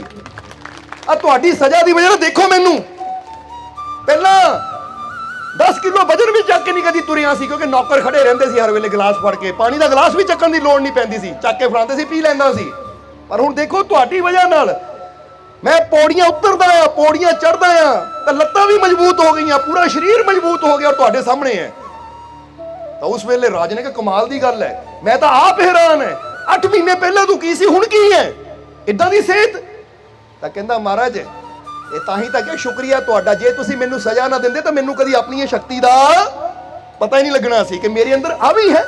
ਇਹ ਤੁਹਾਡਾ ਧੰਨਵਾਦ ਹੈ, ਇਹ ਸ਼ੁਕਰੀਆ, ਤੁਹਾਡੇ ਸਜ਼ਾ ਨਹੀਂ ਸੀ, ਇਹ ਤਾਂ ਮੇਰੇ ਵਾਸਤੇ ਇਨਾਮ ਹੋ ਗਿਆ ਕਿ 8 ਮਹੀਨੇ ਠੀਕ ਹੈ ਮੈਂ ਅੰਦਰ ਜ਼ਰੂਰ ਰਿਹਾ, 8 ਮਹੀਨੇ ਮੈਂ ਦੁਨੀਆ ਨਹੀਂ ਦੇਖੀ, ਅੰਦਰ ਜ਼ਰੂਰ ਰਿਹਾ, ਪਰ ਇਹਨਾਂ 8 ਮਹੀਨਿਆਂ 'ਚ ਮੈਂ ਆਪਣੇ ਅੰਦਰਲੀ ਸ਼ਕਤੀ ਜ਼ਰੂਰ ਦੇਖ ਲਈ ਕਿ ਮੇਰੇ ਅੰਦਰ ਕਿਹੜੀ ਤਾਕਤ ਹੈ। ਜਰਾ ਸਮਝਣਾ ਸਾਰਿਆਂ ਨੇ। ਰਾਜਾ ਇੰਨਾ ਪ੍ਰਭਾਵਿਤ ਹੋਇਆ, ਰਾਜੇ ਨੇ ਖੁਸ਼ ਹੋ ਕੇ ਉਤੋਂ ਮਾਫੀ ਮੰਗੀ, ਕਹਿੰਦਾ ਆਜਾ ਵਜ਼ੀਰ, ਫਿਰ ਹੁਣ ਆਜਾ, ਤੇਰੇ ਵਰਗੇ ਮਜ਼ਬੂਤ ਇਨਸਾਨਾਂ ਦੀ ਤਾਂ ਮੈਨੂੰ ਲੋੜ ਹੈ। ਜਰਾ ਸਮਝਣ ਵਾਲੀ ਗੱਲ ਹੈ। ਹੁਣ ਜਿਸ ਵੇਲੇ ਵਜ਼ੀਰ ਚੱਲਾ ਨਾ, ਤਾਂ ਵਜ਼ੀਰ ਨੇ ਫਿਰ ਕਿਹਾ ਮਹਾਰਾਜ ਇੱਥੇ ਵੀ ਮੈਂ ਤੁਹਾਨੂੰ ਫਿਰ ਕਹਿਣਾ ਚਾਹਾਂਗਾ, ਦੇਖ ਲਓ ਹਰ ਰੋਜ਼ ਸੂਰ ਦੇ ਬੱਚਿਆਂ ਨੂੰ ਚੱਕਣ ਦੇ ਨਾਲ, ਹਰ ਰੋਜ਼ ਪੌੜੀਆਂ ਉਤਰਨ ਚੜਨ ਦੇ ਨਾਲ ਅੱਜ ਮੇਰਾ ਕਮਜ਼ੋਰ ਸਰੀਰ ਵੀ ਸ਼ਕਤੀਸ਼ਾਲੀ ਹੋ ਗਿਆ। ਨਹੀਂ ਤਾਂ ਪਹਿਲਾਂ ਮੈਂ ਤੁਹਾਡੇ ਕੋਲ ਹੀ ਬੈਠਦਾ ਸੀ, ਕਿੱਦਾਂ ਦਾ ਸੀ, ਅੱਜ ਦੇਖ ਲਓ। ਇਹ ਅਭਿਆਸ ਰੋਜ਼ ਕਰਨਾ ਪੈਂਦਾ ਹੈ। ਤਾਂ ਹੀ ਤਾਂ ਡਾਕਟਰ ਵੀ ਕਈ ਵਾਰ ਕਹਿੰਦੇ ਨਾ ਕਿ ਜੇ ਕਿਤੇ ਜਾਣਾ ਹੋਵੇ ਤਾਂ ਲਿਫਟ ਘੱਟ ਵਰਤੋ, ਸਟੇਅਰ ਯਾਨੀ ਪੌੜੀਆਂ ਦਾ ਜ਼ਿਆਦਾ ਇਸਤੇਮਾਲ ਕਰੋ, ਤਾਂ ਕਿ ਤੁਹਾਡੇ ਜਿਸਮ ਦੀ ਕੋਈ ਨਾ ਕੁਝ ਐਕਸਰਸਾਈਜ਼ ਹੋਵੇ। ਸਮਝਦੇ ਹੋ ਕਿ ਨਹੀਂ? ਪਰ ਅੱਜ ਬੰਦਾ ਕੀ ਲੱਭਦਾ ਹੈ, ਆਰਾਮ ਚਾਹੀਦਾ ਮੈਨੂੰ। ਜਿੱਦਾਂ ਹੀ ਦੱਸੀ ਦੇ ਨਾ ਨੱਥੂ ਲਾਲ ਦੀ ਗੱਲ, ਕਿ ਨੱਥੂ ਲਾਲ ਦੇ ਡੈਡੀ ਦੀ ਲੋਟਰੀ ਨਿਕਲ ਆਈ, ਲੋਟਰੀ ਨਿਕਲੀ 10 ਕਰੋੜ ਦੀ। ਆਪਣੇ ਬੇਟੇ ਨੂੰ ਕਹਿਣ ਲੱਗਾ ਬੇਟਾ ਨੂੰ ਫਿਕਰ ਨਾ ਕਰ, ਹੁਣ ਮੈਂ ਇਦਾਂ ਦਾ ਘਰ ਬਣਾ ਕੇ ਦੇਣਾ ਤੈਨੂੰ।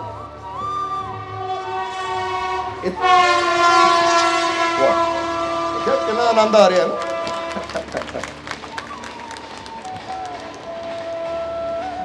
ਨੱਥੂ ਲਾਲ ਦੇ ਆਵਾਜ਼ ਆ ਰਹੀ ਨਾ ਸਾਨੂੰ ਕਲੀਅਰ, ਇਹਦਾ ਵੀ ਆਨੰਦ ਲੈ ਲਿਆ ਕਰੋ ਨਾ। ਛੋਟੇ ਛੋਟੇ ਹੁੰਦੇ ਨਾ ਨਿਆਣੇ ਬੱਚੇ ਕੀ ਕਰਦੇ ਹੁੰਦੇ, ਜਿੱਦਾਂ ਹੁਣ ਬਚਪਨ ਦੇ ਵਿੱਚ ਅਸੀਂ ਟ੍ਰੇਨ ਦੇਖਣ ਜਾਣਾ, ਹੁਸ਼ਿਆਰਪੁਰ ਜਾਣਾ ਪੈਂਦਾ ਸੀ ਸਾਨੂੰ, ਛੋਟੇ ਜਿਹੇ ਹੁੰਦੇ ਬੜੇ ਮਾਲਕਾਂ ਦੇ ਸਮੇਂ ਨਾ, ਉਹ ਟ੍ਰੇਨ ਦੇਖਣੀ ਹੈ, ਚਲੋ ਟ੍ਰੇਨ ਦੇਖੀਏ ਜਾ ਕੇ, ਹੁਸ਼ਿਆਰਪੁਰ ਜਾਣਾ ਪੈਂਦਾ ਸੀ। ਅੱਜ ਤਾਂ ਸਤਨਾਮਪੁਰੇ ਵਾਲੇ ਨਾਲ ਟ੍ਰੇਨ ਦੇ ਲਾਗੇ ਆਸਣ ਲਾਤਾ ਸਾਡਾ, ਕਹਿੰਦੇ ਮਾਲਕੋ ਦੇਖੀ ਜਾ ਜਿੰਨੀ ਦੇਖਣੀ ਹੈ। ਬਹੁਤ ਅੱਛੀ ਗੱਲ ਹੈ। ਔਰ ਫਿਰ ਕਵਾਂਗੇ ਹਰ ਚੀਜ਼ ਦਾ ਆਨੰਦ ਲੈਣਾ ਸਿੱਖੋ। ਕਾਹਦਾ? ਹਰ ਚੀਜ਼ ਦਾ ਆਨੰਦ ਲੈਣਾ, ਕਿਉਂਕਿ ਜ਼ਿੰਦਗੀ ਐਸੀ ਹੋਣੀ ਚਾਹੀਦੀ ਹੈ ਕਿ ਜੋ ਵੀ ਹਾਲਾਤ ਹੋਣ ਅਸੀਂ ਉਹਦਾ ਪੂਰਾ ਪੂਰਾ ਆਨੰਦ ਲਈਏ ਤੇ ਕਹਿ ਦਿਓ ਮਜ਼ਾ ਆ ਗਿਆ, ਮਜ਼ਾ ਆ ਗਿਆ ਨਾ। ਜਿਹਦਾ ਸਤਸੰਗ ਤਾਂ ਰੋਜ਼ ਹੁੰਦੇ, ਟ੍ਰੇਨ ਦੀ ਆਵਾਜ਼ ਥੋੜੀ ਰੋਜ਼ ਸੁਣਨ ਨੂੰ ਮਿਲਦੀ ਹੈ। ਸੋ ਆ ਜਾਈਏ ਹੁਣ ਉਸ ਪੁਆਇੰਟ ਤੇ। ਕਿਹੜਾ ਪੁਆਇੰਟ ਚੱਲ ਰਿਹਾ ਸੀ? ਉਸ ਪੁਆਇੰਟ ਤੇ ਆ ਜਾਈਏ ਜਿਸ ਚੀਜ਼ ਬਾਰੇ ਤੁਹਾਨੂੰ ਅਸੀਂ ਉਹ ਦੱਸਣਾ ਚਾਹੁੰਦੇ ਕਿ ਵਜ਼ੀਰ ਨੇ ਜਿੱਦਾਂ ਕਿਹਾ ਰਾਜੇ ਨੂੰ, ਵਜ਼ੀਰ ਨੇ ਜਿੱਦਾਂ ਸਮਝਾਇਆ ਕਿ ਰੋਜ਼ ਅਭਿਆਸ ਕਰਨ ਨਾਲ ਮੈਂ ਇੱਥੇ ਤੱਕ ਪਹੁੰਚਿਆ ਹਾਂ।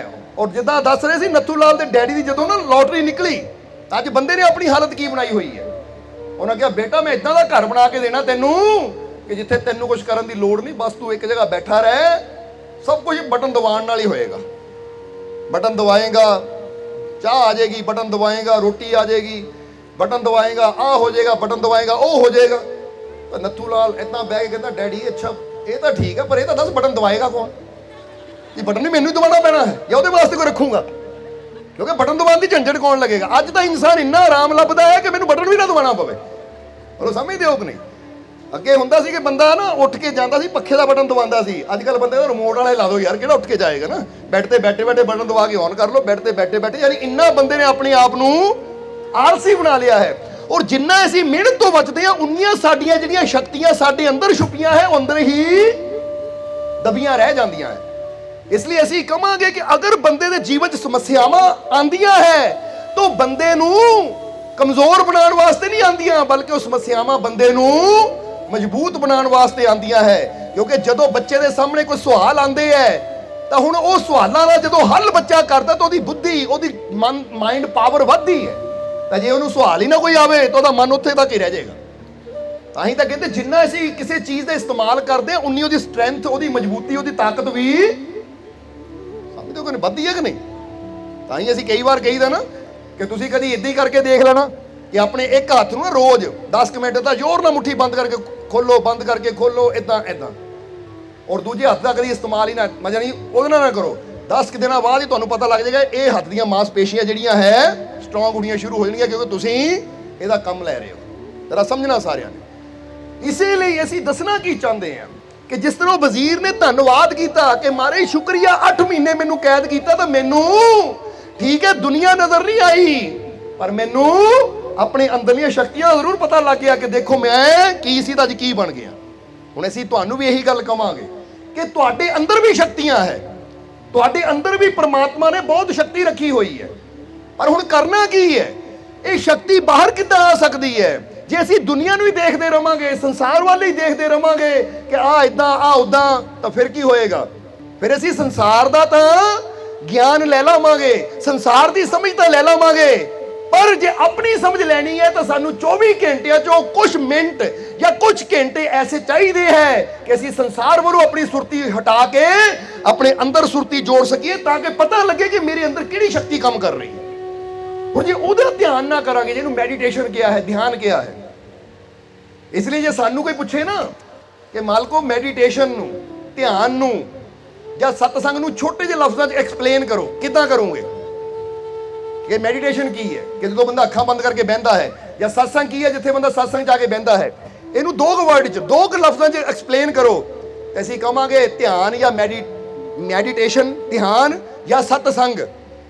ये समझ लो उस टैली बूथ की तरह है, पर यह समझेगा वही, समझेगा कौन जिन्हें सुपरमैन देखी हो, समझते हो कि नहीं। सुपरमैन एक सुपर हीरो है, समझते हो कि नहीं। वो करता की है, वैसे ਉਹਦਾ नाम होंगे क्लार्क कैंट, ਐਨਕਾਂ ਲਾਈਆਂ ਹੁੰਦੀਆਂ किसी पता नहीं है, पर ਜਦੋਂ किते मुसीबत आती है कि टैलीफोन बूथ ਦੇ ਵਿੱਚ ਜਾਂਦਾ है, अपने कपड़े चेंज करता है, सुपरमैन बन के उठ जाता है। यानी वो सिर्फ ऐदा जाता है, अंदर जाता है क्लार्क कैंट और बाहर निकलता सुपरमैन। तू इत्थे एक्सप्लेन करांगे कि ध्यान की है, मैडिटेशन की है। मैडिटेशन भी वो है कि जिथे जाना तो तुसी है, पर बाहर तुसी सुपरमैन बन के निकलना है। तुहाडे अंदरली शक्तियां बाहर आनियां है, हर मुसीबत नाल लड़न दी ताकत तुहानू मिलनी है। जरा गौर करना है। हुण चलो सुपरमैन शायद नहीं देखोगे, तुसी शक्तिमान तो देखे होना है, गंगाधर हम समझदे होगे, जिले वो गंगाधर के रूप च हुंदा डरपोक जिहा हुंदा है, पर जिद्दां ही अपना रूप बदलता है तो फिर हर मुसीबत नाल लड़न नूं तैयार हो जाता है। इसलिए अज अगर इंसान देखे कि जे मैं अपनियां जिंदगी दी मुसीबतां तो, जिंदगी दी बीमारियां तो, जिंदगी दी प्रॉब्लमां तो डर रहा है, तो इसदा मतलब हाले तक अपनी सुपर पावर नूं मैं कह दिओ जानिया नहीं है कि मेरे अंदर सुपर पावर किहड़ी छुपी हुई है। हुण ये सुपर पावर तो उदों ही आएगी जदों असीं मैडिटेशन ते ध्यान ते बह के अपने अंदर वो ताकत नाल अपना संपर्क जोड़ांगे। समझदे हो कि नहीं। इसीलिए हर गुरु रहबर, हर संत महापुरुष ने ध्यान की गल की, सिमरन की गल की। उन्होंने चाहे इबादत कह लो, चाहे भजन बंदगी कह लो, चाहे मैडिटेशन कह लो, पर हर एक ने ये गल की कि, और अज फिर तुहानू कहांगे कि अज तो विज्ञान साइंस भी ये चीज़ मानती है कि मैडिटेशन करन दे नाल इंसान दा जिहड़ा ये मानसिक शक्ति है ना, या कह लो इंसान मेंटली तौर पर स्ट्रोंग होंदा है। और जदों बंदा मेंटली तौर पर स्ट्रोंग होंदा है तो बंदा हर मुसीबत, हर परेशानी का सामना करने लई तैयार हो जाता है। समझदे हो कि नहीं। इसलिए जिंदगी साडी ऐसी होनी चाहिए है। फिर असीं कहांगे ਕਿ ਇਦਾਂ ਨਾ ਪ੍ਰਮਾਤਮਾ ਨੂੰ ਕਹੋ ਕਿ ਪ੍ਰਮਾਤਮਾ ਗਰਮੀ ਬਹੁਤ ਹੈ, ਮੈਨੂੰ ਗਰਮੀ ਬਹੁਤ ਲੱਗਦੀ, ਗਰਮੀ ਹਟਾ ਦੇ। ਨਹੀਂ, ਬਲਕਿ ਇਹ ਕਹੋ ਕਿ ਆ ਪ੍ਰਭੂ ਗਰਮੀ ਜਿੰਨੀ ਮਰਜ਼ੀ ਰੱਖ, ਪਰ ਮੈਨੂੰ ਇੰਨਾ ਮਜ਼ਬੂਤ ਬਣਾ ਦੇ ਕਿ ਗਰਮੀ ਦਾ ਅਸਰ ਮੇਰੇ ਤੇ ਨਾ ਹੋਵੇ। ਇਹ ਚੀਜ਼ ਮੰਗੋ। ਬੋਲੋ ਸਮਝਦੇ ਹੋ ਕਿ ਨਹੀਂ? ਕਿਉਂਕਿ ਜਦੋਂ ਅਸੀਂ ਆਪਣੀ ਮਜ਼ਬੂਤੀ ਮੰਗਦੇ ਆ ਤਾਂ ਫਿਰ ਕੀ ਹੁੰਦਾ ਹੈ? ਆਪਣੀ ਮਜ਼ਬੂਤੀ ਜਦੋਂ ਮੰਗਦੇ ਆ, ਜਦੋਂ ਅਸੀਂ ਆਪਣੇ ਆਪ ਨੂੰ ਮਜ਼ਬੂਤ ਕਰਦੇ ਆ, ਤਾਂ ਦੁਨੀਆ ਦੇ ਕਿਸੇ ਵੀ ਕੋਨੇ ਤੇ ਚਲੇ ਜਾਈਏ ਤੇ ਕੋਈ ਚੀਜ਼ ਨਾ ਸਾਨੂੰ ਡਰਾ ਸਕਦੀ ਤੇ ਨਾ ਹੀ ਹਰਾ ਸਕਦੀ ਹੈ, ਕਿਉਂਕਿ ਅਸੀਂ ਮਜ਼ਬੂਤ ਹੋ ਚੁੱਕੇ ਹਾਂ। ਤਾਂ ਜਦੋਂ ਅਸੀਂ ਮੰਗੀਏ ਕਿ ਪ੍ਰਮਾਤਮਾ ਹਾਲਾਤ ਬਦਲ ਦੇ, ਤਾਂ ਹਾਲਾਤ ਇੱਥੇ ਦੇ ਤਾਂ ਬਦਲ ਜਾਣਗੇ। ਕਿਸੇ ਨਵੀਂ ਜਗ੍ਹਾ ਜਾਏਗਾ ਫਿਰ ਕੀ ਕਰੇਗਾ? ਉੱਥੇ ਨਵੇਂ ਹਾਲਾਤ ਹੋਣਗੇ। ਫਿਰ ਤੀਸਰੀ ਜਗ੍ਹਾ ਜਾਏਗਾ, ਉੱਥੇ ਹੋਰ ਹਾਲਾਤ ਹੋਣਗੇ। ਫਿਰ ਤਾਂ ਹਾਲਾਤ ਹੀ ਬਦਲਦਾ ਰਹਿ ਜਾਏਗਾ। ਪਰ ਜੇ ਤੂੰ ਆਪਣੇ ਆਪ ਨੂੰ ਇਦਾਂ ਦਾ ਬਣਾ ਲੇਗਾ ਕਿ ਹਾਲਾਤਾਂ ਦਾ ਅਸਰ ਤੇਰੇ ਤੇ ਨਾ ਹੋਵੇ, ਤਾਂ ਤੂੰ ਜਿੱਥੇ ਮਰਜ਼ੀ ਨਿਡਰ ਹੋ ਕੇ ਜਾ ਸਕਦਾ। ਫਿਰ ਤੈਨੂੰ ਪ੍ਰਵਾਹ ਕਰਨ ਦੀ ਲੋੜ ਹੀ ਨਹੀਂ ਹੈ। ਇਸ ਲਈ ਸਮਝਦਾਰ ਇਨਸਾਨ ਕੌਣ ਹੁੰਦਾ ਹੈ? ਸਮਝਦਾਰ ਇਨਸਾਨ ਇਹ ਨਹੀਂ ਕਹਿੰਦਾ ਕਿ ਐ ਮੇਰੇ ਮਾਲਿਕ, ਐ ਪ੍ਰਮਾਤਮਾ, ਆ ਮੇਰੇ ਤੇ ਕਦੀ ਦੁੱਖ ਨਾ ਆਵੇ, ਕਿਉਂਕਿ ਇਦਾਂ ਦਾ ਕਦੀ ਹੋ ਹੀ ਨਹੀਂ ਸਕਦਾ ਕਿ ਜੀਵਨ ਜੀ ਰਹੇ ਆ ਤਾਂ ਦੁੱਖ ਆਵੇ ਨਾ। ਇਹ ਗੱਲ ਹਮੇਸ਼ਾ ਯਾਦ ਰੱਖਣਾ। ਇਸੇ ਲਈ ਕਿਹਾ ਜਾਂਦਾ ਹੈ ਕਿ ਜਦ ਤੱਕ ਤੇਰੇ ਸਵਾਸ ਚੱਲਦੇ ਆ, ਤੂੰ ਤਿਆਰੀ ਰੱਖ ਕੇ ਦੁੱਖ ਸੁੱਖ ਮੇਰੇ ਜੀਵਨ 'ਚ ਆਣਾ ਹੀ ਆਣਾ ਹੈ। ਪਰ ਹਾਂ, ਤੂੰ ਆਪਣੀ ਮਾਨਸਿਕਤਾ ਨੂੰ, ਆਪਣੇ ਆਪ ਨੂੰ ਇਦਾਂ ਦਾ ਬਣਾ ਸਕਦਾ ਹੈ ਕਿ ਦੁੱਖ ਆਣਗੇ ਵੀ ਤਾਂ ਤੈਨੂੰ ਪਤਾ ਨਹੀਂ ਲੱਗੇਗਾ, ਇੰਨਾ ਸਟਰੋਂਗ ਹੋ ਜਾਏਗਾ ਤੂੰ। ਜਿੱਦਾਂ ਕਈ ਵਾਰ ਤੁਸੀਂ ਦੇਖੋਗੇ ਨਾ, ਕਈ ਬੱਚੇ ਹੁੰਦੇ ਐ, ਉਹਨਾਂ ਮੂਹਰੇ ਟੀਕੇ ਦਾ ਨਾਮ ਹੀ ਲੈ ਦਿਓ, ਉਹਨਾਂ ਮੂਹਰੇ ਟੀਕੇ ਦਾ ਨਾਮ ਹੀ ਲੈ ਦਿਓ, ਰੋਣਾ ਸ਼ੁਰੂ ਕਰ ਦਿੰਦੇ, ਮੈਂ ਨਹੀਂ ਲਵਾਉਣਾ ਟੀਕਾ, ਮੈਂ ਨਹੀਂ ਡਾਕਟਰ ਕੋਲ ਜਾਣਾ। ਹੁੰਦੇ ਕਿ ਨਹੀਂ ਇਦਾਂ ਦੇ ਬੱਚੇ? ਦੇਖੇ ਕਦੀ ਤੁਸੀਂ? ਇਹਨੇ ਕਹਿੰਦਾ ਦੇਖੇ ਹੋਣਗੇ ਤਕਰੀਬਨ। ਪਰ ਅਸੀਂ ਕਵਾਂਗੇ ਬਹੁਤ ਘੱਟ ਇਦਾਂ ਦੇ ਬੱਚੇ ਹੁੰਦੇ ਐ ਕਿ ਟੀਕਾ ਡਾਕਟਰ ਲਾਉਂਦਾ ਰੋਂਦੇ ਹੀ ਨਹੀਂ ਹੈ। ਦੇਖਿਆ ਕਦੀ ਇਦਾਂ ਦਾ ਬੱਚਾ ਤੁਸੀਂ? ਹੈ ਕਦੀ ਦੇਖਿਆ ਕਿ ਜਿਹਦੇ ਟੀਕਾ ਲੱਗਦਾ ਉਹ ਤੁਹਾਡੇ ਮੂਹਰੇ ਬੈਠਾ ਹੈ? ਆਹ ਦੇਖੋ, ਇਹਦੇ ਟੀਕਾ ਲੱਗਦਾ ਹੱਸਦੀ ਰਹਿੰਦੀ ਹੈ, ਕਦੀ ਰੋਂਦੀ ਨਹੀਂ ਹੈ। ਹੁਣ ਇੱਥੋਂ ਕੀ ਪਤਾ ਲੱਗਦਾ ਹੈ ਕਿ ਟੀਕਾ ਵੀ ਉਹੀ ਹੈ, ਪਰ ਬੱਚਾ ਅੰਦਰੋਂ ਅਗਰ ਮਜ਼ਬੂਤ ਹੈ, ਸਟਰੋਂਗ ਹੈ, ਤਾਂ ਉਹ ਫਿਰ ਰੋਂਦਾ ਨਹੀਂ ਹੈ, ਉਹ ਦਰਦ ਨੂੰ ਬਰਦਾਸ਼ਤ ਕਰਦਾ ਹੈ। ਬੋਲੋ ਸਮਝਦੇ ਹੋ ਕਿ ਨਹੀਂ? ਤਾਂ ਇੱਕ ਬੰਦਾ ਹੈ ਕਿ ਉਹ ਸੋਚ ਕੇ ਹੀ ਰੋਣਾ ਸ਼ੁਰੂ ਕਰ ਦਿੰਦਾ, ਇਦਾਂ ਹੋ ਗਿਆ, ਟੀਕਾ ਲੱਗੇਗਾ, ਹਾਲੇ ਟੀਕਾ ਹੈ ਵੀ ਨਹੀਂਗਾ, ਲਾਇਆ ਵੀ ਨਹੀਂਗਾ, ਉਹ ਘਰੇ ਰੋਣਾ ਸ਼ੁਰੂ ਕਰ ਦਿੰਦਾ, ਮੈਂ ਨਹੀਂ ਡਾਕਟਰ ਕੋਲ ਜਾਣਾ, ਡਾਕਟਰ ਨੇ ਟੀਕਾ ਲਾ ਦੇਣਾ ਹੈ। ਇਹਦਾ ਮਤਲਬ ਮੈਂਟਲੀ ਤੌਰ ਤੇ ਕਮਜ਼ੋਰ ਹੈ। ਹੁਣ ਅਸੀਂ ਤੁਹਾਨੂੰ ਇੱਕੋ ਹੀ ਗੱਲ ਕਹਿਣਾ ਚਾਹਾਂਗੇ ਕਿ ਤੁਸੀਂ ਆਪਣੇ ਆਪ ਨੂੰ ਇੰਨਾ ਸਟਰੋਂਗ ਬਣਾਓ ਕਿ ਦੁੱਖਾਂ ਤਕਲੀਫਾਂ ਆਣ ਵੀ। ਜਿੱਦਾਂ ਹੁਣ ਕਈ ਵਾਰ ਹੁੰਦਾ ਨਾ ਇਦਾਂ ਦਾ ਕਿ ਇੱਕ ਬੰਦਾ ਐਸਾ ਹੁੰਦਾ ਹੈ ਕਿ ਉਹਦੇ ਮਾੜੇ ਜਿਹਾ ਕੁਝ ਲੱਗ ਜਾਵੇ ਤਾਂ ਉਹ ਰੋਣਾ ਸ਼ੁਰੂ ਕਰ ਦਿੰਦਾ। ਤਾਂ ਕਈ ਐਸੇ ਹੁੰਦੇ ਆ ਕਿ ਜਿੰਨਾ ਮਰਜ਼ੀ ਵੱਡਾ ਵੀ ਠੋਕਰ ਲੱਗ ਜਾਵੇ ਤਾਂ ਵੀ ਉਹ ਠੋਕਰ ਲੱਗਦੀ ਹੈ, ਖੂਨ ਵੀ ਨਿਕਲਦਾ ਹੈ, ਪਰ ਉਹ ਕਹਿੰਦੇ ਯਾਰ ਲੱਗ ਗਈ ਤਾਂ ਹੁਣ ਕੀ ਕਰੀਏ, ਇਹਦਾ ਇਲਾਜ ਕਰੀਏ, ਹੁਣ ਰੋ ਕੇ ਕੀ ਬਣਨਾ ਹੈ। ਸਮਝਦੇ ਹੋ ਕਿ ਨਹੀਂ? ਹੁਣ ਜੇ ਜੀਵਨ 'ਚ ਮੁਸੀਬਤ ਆ ਗਈ ਹੈ ਤਾਂ ਇੱਕ ਬੰਦਾ ਉਹ ਹੈ ਜਿਹੜਾ ਮੁਸੀਬਤ ਨੂੰ ਦੇਖ ਕੇ ਰੋਣਾ ਸ਼ੁਰੂ ਕਰ ਦਿੰਦਾ ਹੈ, ਹਾਏ ਹਾਏ ਕਰਨੀ ਸ਼ੁਰੂ ਕਰ ਦਿੰਦਾ, ਕੀ ਬਣੇਗਾ, ਕੀ ਹੋਏਗਾ। ਤੇ ਇੱਕ ਉਹ ਹੈ ਮੁਸੀਬਤ ਉਹਦੇ ਜੀਵਨ 'ਚ ਆਉਂਦੀ ਹੈ, ਪਰ ਉਹ ਕਹਿੰਦੇ ਰੋਣ ਨਾਲ ਕੀ ਹੋਣਾ, ਹੁਣ ਇਹਦਾ ਹੱਲ ਕਰਨ ਨਾ ਹੋਣਾ। ਇਸ ਲਈ ਜਿੰਨਾ ਟਾਈਮ ਹੈ ਹਾਏ ਹਾਏ ਰੋਣ ਦੇ ਵਿੱਚ ਗੁਜ਼ਾਰਨਾ ਹੈ, ਉਨਾ ਟਾਈਮ ਇਹਦਾ ਹੱਲ ਕਰਾਂ ਕੁਛ ਨਾ ਕੁਛ। ਜਿਹੜਾ ਹੱਲ ਬਾਰੇ ਸੋਚਦਾ ਹੈ, ਇਹਦਾ ਮਤਲਬ ਮੈਂਟਲੀ ਤੌਰ ਤੇ ਉਹ ਮਜ਼ਬੂਤ ਹੈ। ਤਾਂ ਜਿਹੜਾ ਰੋਣ ਹੀ ਬਹਿ ਜਾਂਦਾ ਹੈ ਤਾਂ ਉਹਦੀ ਮੁਸੀਬਤ ਘਟਦੀ ਨਹੀਂ ਹੈ, ਉਹਦੀ ਮੁਸੀਬਤ ਵੱਲ ਕੇ ਹੋਰ ਵੱਧ ਜਾਂਦੀ ਹੈ, ਉਹਦੀ ਤਕਲੀਫ ਹੋਰ ਵੱਧ ਜਾਂਦੀ ਹੈ। ਇਸ ਲਈ ਅਗਰ ਅਸੀਂ ਥੋੜਾ ਜਿਹਾ ਮੈਡੀਟੇਸ਼ਨ ਵਾਸਤੇ ਟਾਈਮ ਕੱਢੀਏ ਤਾਂ ਜਿੱਦਾਂ ਵਜ਼ੀਰ ਨੇ ਕਿਹਾ ਕਿ 8 ਮਹੀਨੇ 'ਚ ਮੈਂ ਆਪਣੇ ਅੰਦਰਲੀ ਸ਼ਕਤੀ ਨੂੰ ਜਾਣਿਆ, ਤਾਂ ਅਗਰ ਹਰ ਰੋਜ਼ 24 ਘੰਟਿਆਂ 'ਚ ਤੁਸੀਂ ਸਹੀ ਢੰਗ ਦੇ ਨਾਲ, ਕਿਉਂਕਿ ਫਿਰ ਕਵਾਂਗੇ ਸਹੀ ਢੰਗ ਦੇ ਨਾਲ, ਨਹੀਂ ਤਾਂ YouTube ਤੇ ਤਾਂ ਬਹੁਤ ਵੀਡੀਓ ਮਿਲ ਜਾਂਦੀ ਹੈ, ਇਦਾਂ ਮੈਡੀਟੇਸ਼ਨ ਕਰੋ, ਇਦਾਂ ਕਰੋ, ਔਰ ਜਿਹੜੇ ਦੱਸਣ ਵਾਲੇ ਵੀ ਦੱਸਦੇ ਆ ਨਾ, ਉਹਨਾਂ ਨੂੰ ਆਵਾਜ਼ ਤੋਂ ਹੀ ਪਤਾ ਲੱਗਦਾ ਕਿ ਕਦੀ ਇਹ ਆਪ ਸ਼ਾਇਦ ਕਰਦੇ ਨਾ ਹੋਣਗੇ। ਬੋਲੋ ਸਮਝਦੇ ਹੋ ਕਿ ਨਹੀਂ? ਹੁਣ ਦੱਸਣ ਵਾਲੀ ਜਰਾ ਹੁਣ ਗੌਰ ਕਰਨਾ, ਦੱਸਣ ਵਾਲੀ ਗੱਲ ਤਾਂ ਬੜੀ ਸੌਖੀ ਹੈ, ਕੋਈ ਵੀ ਦੱਸ ਸਕਦਾ ਹੈ, ਪਰ ਮੇਨ ਇੱਕ ਢੰਗ ਹੁੰਦਾ ਮੈਡੀਟੇਸ਼ਨ ਕਰਨ ਦਾ, ਇੱਕ ਵਿਧੀ ਹੁੰਦੀ ਹੈ ਧਿਆਨ ਕਰਨ ਦੀ, ਇੱਕ ਵਿਧੀ ਹੁੰਦੀ ਹੈ ਭਗਤੀ ਕਰਨ ਦੀ। ਜਦੋਂ ਉਸ ਵਿਧੀ ਦੇ ਅਨੁਸਾਰ ਇਨਸਾਨ ਕਰਦਾ ਹੈ ਤਾਂ ਫਿਰ ਇਨਸਾਨ ਨੂੰ ਆਪਣੇ ਅੰਦਰ ਇੱਕ ਸ਼ਕਤੀ, ਇੱਕ ਵੱਲ, ਇੱਕ ਹਿੰਮਤ, ਇੱਕ ਹੌਸਲਾ ਮਹਿਸੂਸ ਹੁੰਦਾ ਹੈ। ਔਰ ਫਿਰ ਤੁਹਾਨੂੰ ਕਵਾਂਗੇ ਤੁਹਾਡੇ ਸਾਰੇ ਅੰਦਰੋਂ ਸ਼ਕਤੀ ਛੁਪੀ ਹੋਈ ਹੈ, ਤੁਹਾਡੇ ਸਾਰੇ ਅੰਦਰੋਂ ਤਾਕਤ ਛੁਪੀ ਹੋਈ ਹੈ, ਬਸ ਅਸੀਂ ਉਹਨੂੰ ਬਾਹਰ ਲਿਆਉਣ ਵਾਸਤੇ ਥੋੜੀ ਪ੍ਰੈਕਟਿਸ ਕਰਨੀ ਹੈ, ਮਿਹਨਤ ਕਰਨੀ ਹੈ। ਔਰ ਇੱਥੇ ਇਹ ਕਹਿਣਾ ਚਾਹਾਂਗੇ ਤੁਹਾਨੂੰ ਕਿ ਤੁਸੀਂ ਬਾਹਰੋਂ ਪਦਾਰਥ ਜਿੰਨੇ ਮਰਜ਼ੀ ਅੱਛੇ ਤੋਂ ਅੱਛੇ ਲੈ ਲਓ, ਬਾਹਰੋਂ ਪਦਾਰਥ ਚਾਹੇ ਭੋਜਨ ਹੈ, ਕੱਪੜਾ ਹੈ, ਚਾਹੇ ਘਰ ਪਰਿਵਾਰ, ਕੋਈ ਵੀ ਚੀਜ਼ ਹੈ, ਬਾਹਰੋਂ ਜਿੰਨੀ ਮਰਜ਼ੀ ਅੱਛੀ ਲੈ ਲਓ, ਪਰ ਜੇ ਤੁਸੀਂ ਅੰਦਰੋਂ ਸਟਰੋਂਗ ਨਹੀਂ ਹੋ ਤਾਂ ਇਹਨਾਂ ਚੀਜ਼ਾਂ ਦਾ ਆਨੰਦ ਤੁਸੀਂ ਲੈ ਹੀ ਨਹੀਂ ਪਾਓਗੇ। ਤਾਂ ਬਾਹਰ ਬੇਸ਼ੱਕ ਤੁਹਾਡੇ ਕੋਲ ਥੋੜਾ ਹੋਵੇ, ਪਰ ਜੇ ਅੰਦਰੋਂ ਤੁਸੀਂ ਮਜ਼ਬੂਤ ਹੈ ਨਾ, ਤਾਂ ਫਿਰ ਤੁਸੀਂ ਉਹ ਥੋੜੇ ਨੂੰ ਵੀ ਇਦਾਂ ਆਨੰਦ ਲਾਓਗੇ ਕਿ ਵਾਕਈ ਤੁਸੀਂ ਕਹੋਗੇ ਜ਼ਿੰਦਗੀ ਦਾ ਜੀਣ ਦਾ ਮਜ਼ਾ ਆ ਗਿਆ, ਜ਼ਿੰਦਗੀ 'ਚ ਬੜਾ ਆਨੰਦ ਛੁਪਿਆ ਹੋਇਆ ਹੈ। ਇਸ ਲਈ ਕਿਸੇ ਨੇ ਮਹਾਤਮਾ ਬੁੱਧ ਨੂੰ ਪੁੱਛਿਆ ਸੀ ਕਿ ਮਹਾਰਾਜ ਤੁਸੀਂ ਰਾਜ ਛੱਡ ਕੇ ਸੰਨਿਆਸ ਲੈ ਲਿਆ, ਇਹਦੇ ਵਿੱਚ ਕਾਰਨ ਕੀ ਹੈ? ਤਾਂ ਮਹਾਤਮਾ ਬੁੱਧ ਕਹਿੰਦੇ ਕਿ ਜਦੋਂ ਮੈਂ ਰਾਜ ਪਾਠ ਕਰਦਾ ਸੀ, ਯਾਨੀ ਮੈਂ ਰਾਜਕੁਮਾਰ ਸੀ, ਤਾਂ ਉਦੋਂ ਮੈਂ ਬੇਚੈਨ ਸੀ, ਉਦੋਂ ਮੈਂ ਬੇਚੈਨ ਸੀ, ਅਸ਼ਾਂਤ ਸੀ। ਜਰਾ ਹੁਣ ਗੌਰ ਕਰਨਾ, ਕੀ ਸੀ? ਬੇਚੈਨ ਔਰ ਅਸ਼ਾਂਤ ਸੀ। ਪਰ ਜਦੋਂ ਮੈਂ ਰਾਜ ਛੱਡ ਕੇ ਸੰਨਿਆਸ ਲਿਆ, ਮੈਡੀਟੇਸ਼ਨ ਕੀਤਾ, ਤਾਂ ਹੁਣ ਮੇਰੇ ਅੰਦਰ ਆਨੰਦ ਹੈ, ਸ਼ਾਂਤੀ ਹੈ। ਔਰ ਜ਼ਿੰਦਗੀ ਉਹੀ ਜ਼ਿੰਦਗੀ ਹੈ ਜਿਸ ਦੇ ਵਿੱਚ ਆਨੰਦ ਔਰ ਸ਼ਾਂਤੀ ਹੋਵੇ। ਹੁਣ ਇਹ ਦੋ ਲਾਈਨਾਂ ਹੈਗੇ ਤਾਂ ਬੜੀਆਂ ਛੋਟੀਆਂ ਜਿਹੀਆਂ, ਪਰ ਅਗਰ ਅਸੀਂ ਸਮਝ ਲਈਏ ਨਾ, ਪੂਰੀ ਜ਼ਿੰਦਗੀ ਦੀ ਸਾਰ ਇਹਦੇ ਛੁਪੀ ਹੋਈ ਹੈ ਕਿ ਅਗਰ ਸਾਡੇ ਜੀਵਨ 'ਚ ਆਨੰਦ ਹੈ, ਸ਼ਾਂਤੀ ਹੈ, ਤਾਂ ਫੇਰ ਹੀ ਸਾਡਾ ਜੀਵਨ ਹੈ। ਤਾਂ ਜੇ ਹਰ ਵੇਲੇ ਸਾਡੇ ਜੀਵਨ 'ਚ ਬੇਚੈਨੀ ਹੈ, ਹਰ ਵੇਲੇ ਸਾਡੇ ਜੀਵਨ 'ਚ ਟੈਨਸ਼ਨ ਹੈ, ਹਰ ਵੇਲੇ ਸਾਡੇ ਜੀਵਨ 'ਚ ਚਿੰਤਾ ਹੀ ਬਣੀ ਹੋਈ ਹੈ, ਤਾਂ ਫਿਰ ਉਹ ਜ਼ਿੰਦਗੀ ਕਾਹਦੀ ਹੈ? ਹੁਣ ਜ਼ਰਾ ਸੋਚੋ। ਹੁਣ ਜੇ ਸਾਨੂੰ ਇੰਨੀ ਗੱਲ ਦੀ ਸਮਝ ਹੈ ਕਿ ਜਿਸ ਵਿੱਚ ਬੇਚੈਨੀ ਹੋਵੇ, ਟੈਨਸ਼ਨ ਹੋਵੇ, ਚਿੰਤਾ ਹੋਵੇ, ਕਾਹਦੀ ਜ਼ਿੰਦਗੀ? ਤਾਂ ਫਿਰ ਕਿਉਂ ਨਾ ਮੈਂ ਹੁਣ ਉਹ ਕਰਮ ਕਰਾਂ ਜਿਹਦੇ ਨਾਲ ਕਮ ਸੇ ਕਮ ਮੇਰੇ ਅੰਦਰ ਸ਼ਾਂਤੀ ਤਾਂ ਆਵੇ, ਮੇਰੇ ਅੰਦਰ ਸਕੂਨ ਤਾਂ ਆਵੇ, ਮੇਰੇ ਅੰਦਰ ਖੁਸ਼ੀ ਤਾਂ ਆਵੇ। ਔਰ ਇਹ ਹੋ ਸਕਦਾ ਹੈ। ਫਿਰ ਤੁਹਾਨੂੰ ਕਹਾਂਗੇ ਜਿੱਦਾਂ ਜੀਸਸ ਕ੍ਰਾਈਸਟ ਨੇ ਕਿਹਾ ਨਾ ਕਿ ਜਿਹੜਾ ਦਰਵਾਜ਼ਾ ਖੜਕਾਉਂਦਾ ਹੈ ਉਹਦੇ ਵਾਸਤੇ ਦਰਵਾਜ਼ਾ ਖੁੱਲਦਾ ਵੀ ਹੈ, ਜਿਹੜਾ ਖੋਜ ਕਰਦਾ ਹੈ ਉਸ ਚੀਜ਼ ਨੂੰ ਪਾਉਂਦਾ ਵੀ ਹੈ। ਪਰ ਗੱਲ ਤਾਂ ਖੋਜ ਕਰਨ ਦੀ ਹੈ ਨਾ, ਪਹਿਲਾਂ ਖੋਜ ਕਰਨੀ ਪਏਗੀ। ਹੁਣ ਇੱਕ ਬੰਦਾ ਸੋਚੇ ਕਿ ਮੈਂ, ਫਰਜ਼ ਕਰੋ ਇੱਕ ਬੰਦਾ ਸੋਚਦਾ ਮੈਂ ਵੀ ਤਾਜ ਮਹਿਲ ਦੇਖਣਾ, ਤਾਜ ਮਹਿਲ ਆਗਰੇ ਪਹੁੰਚਣਾ ਹੈ। ਜੇ ਸੋਚ ਲਿਆ ਤਾਂ ਕਦੀ ਨਾ ਕਦੀ ਉਹ ਜਾਏਗਾ ਔਰ ਤਾਜ ਮਹਿਲ ਦੇਖ ਲਏਗਾ। ਤਾਂ ਜੇ ਬੰਦਾ ਸੋਚੇ ਕਿ ਮੈਂ ਆਪਣੇ ਅੰਦਰੋਂ ਆਨੰਦ ਨੂੰ ਪਾਣਾ ਹੈ, ਆਪਣੇ ਅੰਦਰ ਛੁਪੀ ਸ਼ਕਤੀ ਨੂੰ ਸਮਝਣਾ ਹੈ, ਤਾਂ ਉਹਦੀ ਵੀ ਜਦੋਂ ਬੰਦਾ ਤਲਾਸ਼ ਕਰੇਗਾ ਕਿ ਤਾਂ ਇੱਕ ਦਿਨ ਉਹਨੂੰ ਉਹ ਚੀਜ਼ ਮਿਲੇਗੀ ਵੀ ਜ਼ਰੂਰ। ਪਰ ਗੱਲ ਤਾਂ ਬੈਠਣ ਦੀ ਹੈ ਨਾ, ਗੱਲ ਤਾਂ ਮਿਹਨਤ ਕਰਨ ਦੀ ਹੈ ਨਾ। ਇਸ ਲਈ ਸੰਕਲਪ ਕਰੋ ਆਪਣੇ ਆਪ ਨਾਲ।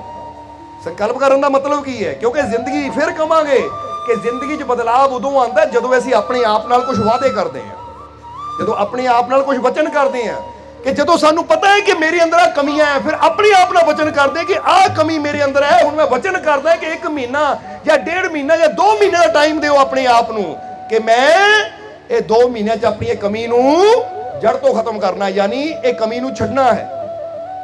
ਸੰਕਲਪ ਕਰੂੰਗੇ, ਮਿਹਨਤ ਕਰੂੰਗੇ ਤਾਂ ਸਫਲਤਾ ਵੀ, ਪਰ ਇੱਕ ਟਾਈਮ ਵੀ ਨਾਲ ਦੇਣਾ ਹੈ। ਕਿਉਂਕਿ ਕਈ ਵਾਰ ਬੰਦਾ ਕਹਿੰਦਾ ਨਾ ਕਿ ਮੈਂ ਆਹ ਕਮੀ ਦੂਰ ਕਰਨੀ ਹੈ, ਪਰ ਕੋਈ ਡੈਡਲਾਈਨ ਨਹੀਂ ਬਣਾਉਂਦਾ ਉਹਦੀ, ਤਾਂ ਫਿਰ ਉਹ ਕਮੀ ਕਦੀ ਜਾਂਦੀ ਨਹੀਂ ਹੈ। ਫਿਰ ਤਾਂ ਬੰਦਾ ਕਹਿੰਦਾ ਬਹੁਤ ਟਾਈਮ ਹੈ, ਕਰ ਲਵਾਂਗੇ। ਉਹ ਸਮਝਦੇ ਹੋ ਕਿ ਨਹੀਂ? ਜਿਸ ਤਰ੍ਹਾਂ ਕਹਿੰਦੇ ਨਾ, ਅਮਰੀਕਾ ਦਾ ਇੱਕ ਆਦਮੀ ਸੀ, ਚੰਗਾ ਬਿਜ਼ਨਸਮੈਨ, ਉਹਨੂੰ ਸਿਗਰਟ ਪੀਣ ਦੀ ਆਦਤ ਸੀ, ਚੈਨ ਸਮੋਕਰ ਸੀ। ਤਾਂ ਉਹਨੇ ਇੱਕ ਨਾ ਬੜਾ ਫਲੈਕਸ ਜਿਹਾ ਕੱਢ ਕੇ ਆਪਣੀ ਨਾ, ਜਿੱਥੇ ਉਹਦੇ ਆਫਿਸ ਸੀ, ਜਿੱਥੇ ਹਜ਼ਾਰਾਂ ਹੀ ਕਰਮਚਾਰੀ ਕੰਮ ਕਰਦੇ ਸੀ, ਉਹਨਾਂ ਉੱਥੇ ਲਾ ਦਿੱਤਾ। ਉਹ ਉੱਤੇ ਕੀ ਲਿਖਿਆ ਸੀ ਕਿ ਮੈਂ ਵਾਅਦਾ ਕਰਦਾ ਹਾਂ ਕਿ ਇੰਨੇ ਦਿਨਾਂ 'ਚ ਸਿਗਰਟ ਛੱਡੂਗਾ, ਇੰਨੇ ਮਹੀਨਿਆਂ 'ਚ, ਤਾਂ ਜੇ ਮੈਨੂੰ ਕੋਈ ਸਿਗਰਟ ਪੀਂਦਾ ਪਕੜ ਲਵੇ ਉਹਨੂੰ $10,000 ਇਨਾਮ। ਜਦੋਂ ਐਦਾਂ ਦਾ ਕਰ ਦਿੱਤਾ, ਤਾਂ ਹੁਣ ਐਦਾਂ ਕਰਨ ਨਾਲ ਕੀ ਹੁੰਦਾ ਕਿ ਚੁਣੌਤੀ ਮਿਲਦੀ ਆਪਣੇ ਆਪ ਨੂੰ, ਕਿ ਕਿਉਂਕਿ ਇੱਕ ਬੰਦਾ ਸੰਕਲਪ ਕਰਦਾ ਆਪਣੇ ਆਪ ਨਾਲ। ਫਰਜ਼ ਕਰੋ ਮੈਂ ਆਹ ਕੰਮ ਨਹੀਂ ਕਰਨਾ, ਹੁਣ ਕਿਸੇ ਨੂੰ ਪਤਾ ਹੀ ਨਹੀਂ ਹੈ, ਤਾਂ ਬੰਦਾ ਕਹਿੰਦਾ ਕਿਹੜਾ ਕੋਈ ਕਿਸੇ ਨੂੰ ਪਤਾ, ਕਰ ਲਵਾਂ ਤਾਂ ਕੀ ਹੈ। ਪਰ ਜੇ ਸਾਰਿਆਂ ਵਿੱਚ ਐਲਾਨ ਕਰ ਦਈਏ ਕਿ ਲੈ ਵੀ ਮੈਂ ਆਹ ਕੰਮ ਨਹੀਂ ਕਰਨਾ, ਤਾਂ ਹੁਣ ਸਾਨੂੰ ਫਿਕਰ ਰਹਿਣੀ ਕੋਈ ਦੇਖ ਨਾ ਲਵੇ, ਕਿਉਂਕਿ ਹੁਣ ਮੈਂ ਸਾਰਿਆਂ ਵਿੱਚ ਕਹਿ ਚੁੱਕਾ। ਹੁਣ ਜੇ ਮੈਂ ਕੀਤੀ ਮੈਨੂੰ ਫੜ ਸਕਦਾ ਹੈ, ਭਾਈ ਤੂੰ ਤਾਂ ਕਹਿੰਦਾ ਇਹ ਕਰਨਾ ਨਹੀਂ, ਹੁਣ ਕਿਉਂ ਕਰ ਰਿਹਾ? ਇਸ ਲਈ ਕਹਿੰਦੇ ਜੇ ਕੋਈ ਸੰਕਲਪ ਕਰਨਾ, ਆਪਣੇ ਮਿੱਤਰਾਂ ਨੂੰ, ਆਪਣੇ ਪਰਿਵਾਰ ਨੂੰ ਦੱਸੋ ਕਿ ਮੈਂ ਆਹ ਬੁਰਾਈ ਛੱਡਣ ਦਾ ਸੰਕਲਪ ਕੀਤਾ, ਕਿ ਇੰਨੇ ਮਹੀਨਿਆਂ 'ਚ ਮੈਂ ਵਾਅਦਾ ਕੀਤਾ ਛੱਡਣੀ ਹੈ। ਹੁਣ ਚੈੱਕ ਕਰਨਾ ਤੁਸੀਂ ਕਿ ਜੇ ਮੈਂ ਕਰਦਾ ਫੜਿਆ ਗਿਆ ਤਾਂ ਮੈਨੂੰ ਦੱਸਿਓ। ਸਮਝਦੇ ਹੋ ਕਿ ਨਹੀਂ? ਇਦਾਂ ਦੀਆਂ ਛੋਟੀਆਂ ਚੀਜ਼ਾਂ ਨਾਲ ਹੀ ਸਾਡੇ ਜੀਵਨ 'ਚ ਬਦਲਾਵ ਆਂਦਾ ਹੈ। ਹੁਣ ਤੁਹਾਨੂੰ ਜੇ ਪੁੱਛੀਏ ਕਿ ਤੁਹਾਨੂੰ ਕ੍ਰੋਧ ਆਂਦਾ ਹੈ, ਤੁਸੀਂ ਕਹਿਣਾ ਹਾਂ ਆਂਦਾ ਹੈ ਨਾ। ਹੁਣ ਕ੍ਰੋਧ ਚੰਗੀ ਚੀਜ਼ ਹੈ, ਮਾੜੀ ਚੀਜ਼ ਹੈ? ਜਵਾਬ ਦੇਣਾ ਸਾਨੂੰ। ਮਾੜੀ ਚੀਜ਼ ਹੈ। ਹੁਣ ਪਤਾ ਹੈ ਕ੍ਰੋਧ ਮਾੜੀ ਚੀਜ਼ ਹੈ, ਪਰ ਫਿਰ ਵੀ ਅਸੀਂ ਕ੍ਰੋਧ ਕਰਦੇ। ਹੁਣ ਸੱਚ ਦੱਸਣਾ, ਪਤਾ ਹੈ ਕ੍ਰੋਧ ਕਰਨਾ ਮਾੜੀ ਚੀਜ਼ ਹੈ, ਔਰ ਮੈਨੂੰ ਇੰਨੇ ਸਾਲਾਂ ਤੋਂ ਕ੍ਰੋਧ ਆ ਰਿਹਾ ਹੈ, ਤਾਂ ਕਦੀ ਸੰਕਲਪ ਕੀਤਾ ਕਿ ਮੈਂ ਇਹਨੂੰ ਛੱਡਣਾ ਹੈ? ਕਦੀ ਸੰਕਲਪ ਕੀਤਾ ਹੈ? ਤਾਂ ਫਿਰ ਸਮਝਦਾਰੀ ਕਾਹਦੀ ਹੋਈ? ਪਤਾ ਵੀ ਇਹ ਚੀਜ਼ ਮਾੜੀ ਹੈ, ਤਾਂ ਫਿਰ ਵੀ ਕਦੀ ਛੱਡਣ ਦੀ ਕੋਸ਼ਿਸ਼ ਉਹਨੂੰ ਕੀਤੀ ਨਹੀਂ ਹੈ। ਹੁਣ ਬੰਦੇ ਨੂੰ ਪਤਾ ਨਸ਼ਾ ਚੀਜ਼ ਮਾੜੀ ਹੁੰਦੀ ਹੈ, ਪਰ ਫਿਰ ਵੀ ਕਦੀ ਸੰਕਲਪ, ਕਿਉਂਕਿ ਕੋਈ ਵੀ ਚੀਜ਼ ਹੈ ਨਾ, ਮਨ ਸਾਡਾ ਐਸਾ ਕੁਦਰਤ ਨੇ ਬਣਾਇਆ ਹੈ ਕਿ ਜਦੋਂ ਇਹ ਕਿਸੇ ਚੀਜ਼ ਦਾ ਸੰਕਲਪ ਕਰਦਾ ਹੈ ਤਾਂ ਫਿਰ ਉੱਤੇ ਮਿਹਨਤ ਵੀ ਕਰਦਾ ਹੈ। ਜੇ ਮਿਹਨਤ ਹੀ ਨਾ ਕਰੇ, ਹੁਣ ਫਰਜ਼ ਕਰੋ एक बच्चा संकल्प करता है कि मैं डॉक्टर बनना है या मैं वकील बनना है। हुण जिहड़ा बच्चा संकल्प करेगा, सोच रखेगा कि मैं करना है, वो मेहनत भी ਉਹੀ करेगा, बाकी नहीं करनगे। एक घर 'ਚ अगर दो बच्चे हैं ना, एक पढ़ रहा है दूजा सुता पिया है, ਉਹ भाई तू नहीं पढ़ता, ले उन्हें तो डॉक्टर बनना है,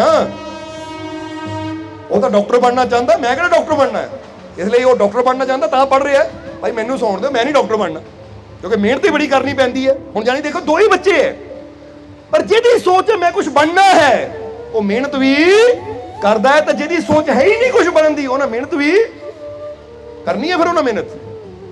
हुण इदां ही तुसीं अपने बारे सोचो कि जे मेरे अंदर गुस्सा है या मेरे अंदर आ कमियां है जिहड़ियां कि मेरी सेहत वास्ते भी ठीक नहीं और जिहड़ियां कि मेरे परिवार वास्ते भी ठीक नहीं, क्योंकि कुछ चीज़ां ऐसियां हुंदियां हैं कि जिहड़ियां सानू पता हुंदा कि मेरी सेहत वास्ते भी अच्छियां है नहीं, तो मेरी फैमिली वास्ते भी ये अच्छियां नहीं है, फैमिली च भी इहदे करके प्रॉब्लम आती है। तो फिर अपने आप नाल वादा क्यों नहीं करते, क्यों नहीं टाइम दिंदे अपने आप नूं कि मैं ये चीज़ नूं महीने 2 महीने 3 महीने, क्योंकि टाइम तुसीं दिओ कि इहनूं अपने जीवन चों खत्म करना, क्योंकि जदों तुसीं रखोगे तो तुहानूं याद होएगा कि ये काम ना करन दी कसम खाधी है, तो जे अज हो गया तो अगली बार मैं दोबारा कोशिश करनी ना करा, क्योंकि एक दिन च नहीं छुट जाना। फर्ज करो तुसीं सोचिया कि मैं क्रोध नहीं करना, हुण सोच लिया जे कल नूं क्रोध आ गया ना तो नाल ही मन ने पता की कहना है, ओए तू तां कसम खाधी क्रोध नहीं करन दी, क्यों कीता, फिर तुसीं कहना ठीक अगे तो नहीं करना। कुछ ना कुछ तो अंदरों आवाज आएगी ना, फिर ही घटेगी ना चीज। क्योंकि एक बच्चा स्कूल में इल्ता करता, टीचर डांटता बेटा नहीं करना, बच्चा फिर इल्ता करता, टीचर कहता बैठ जा, तो जे टीचर कभी ना बैठण नूं तो फिर बच्चा कभी रुकेगा। हुण जदों टीचर रोकदा है, ठीक है बच्चा अज करेगा कल फिर करेगा, जदों रोज रोज टीचर रोकेगा तो शरारती बच्चा भी शांत होकर बैठना शुरू कर देगा, क्योंकि पता कोई रोकण वाला मैनू है।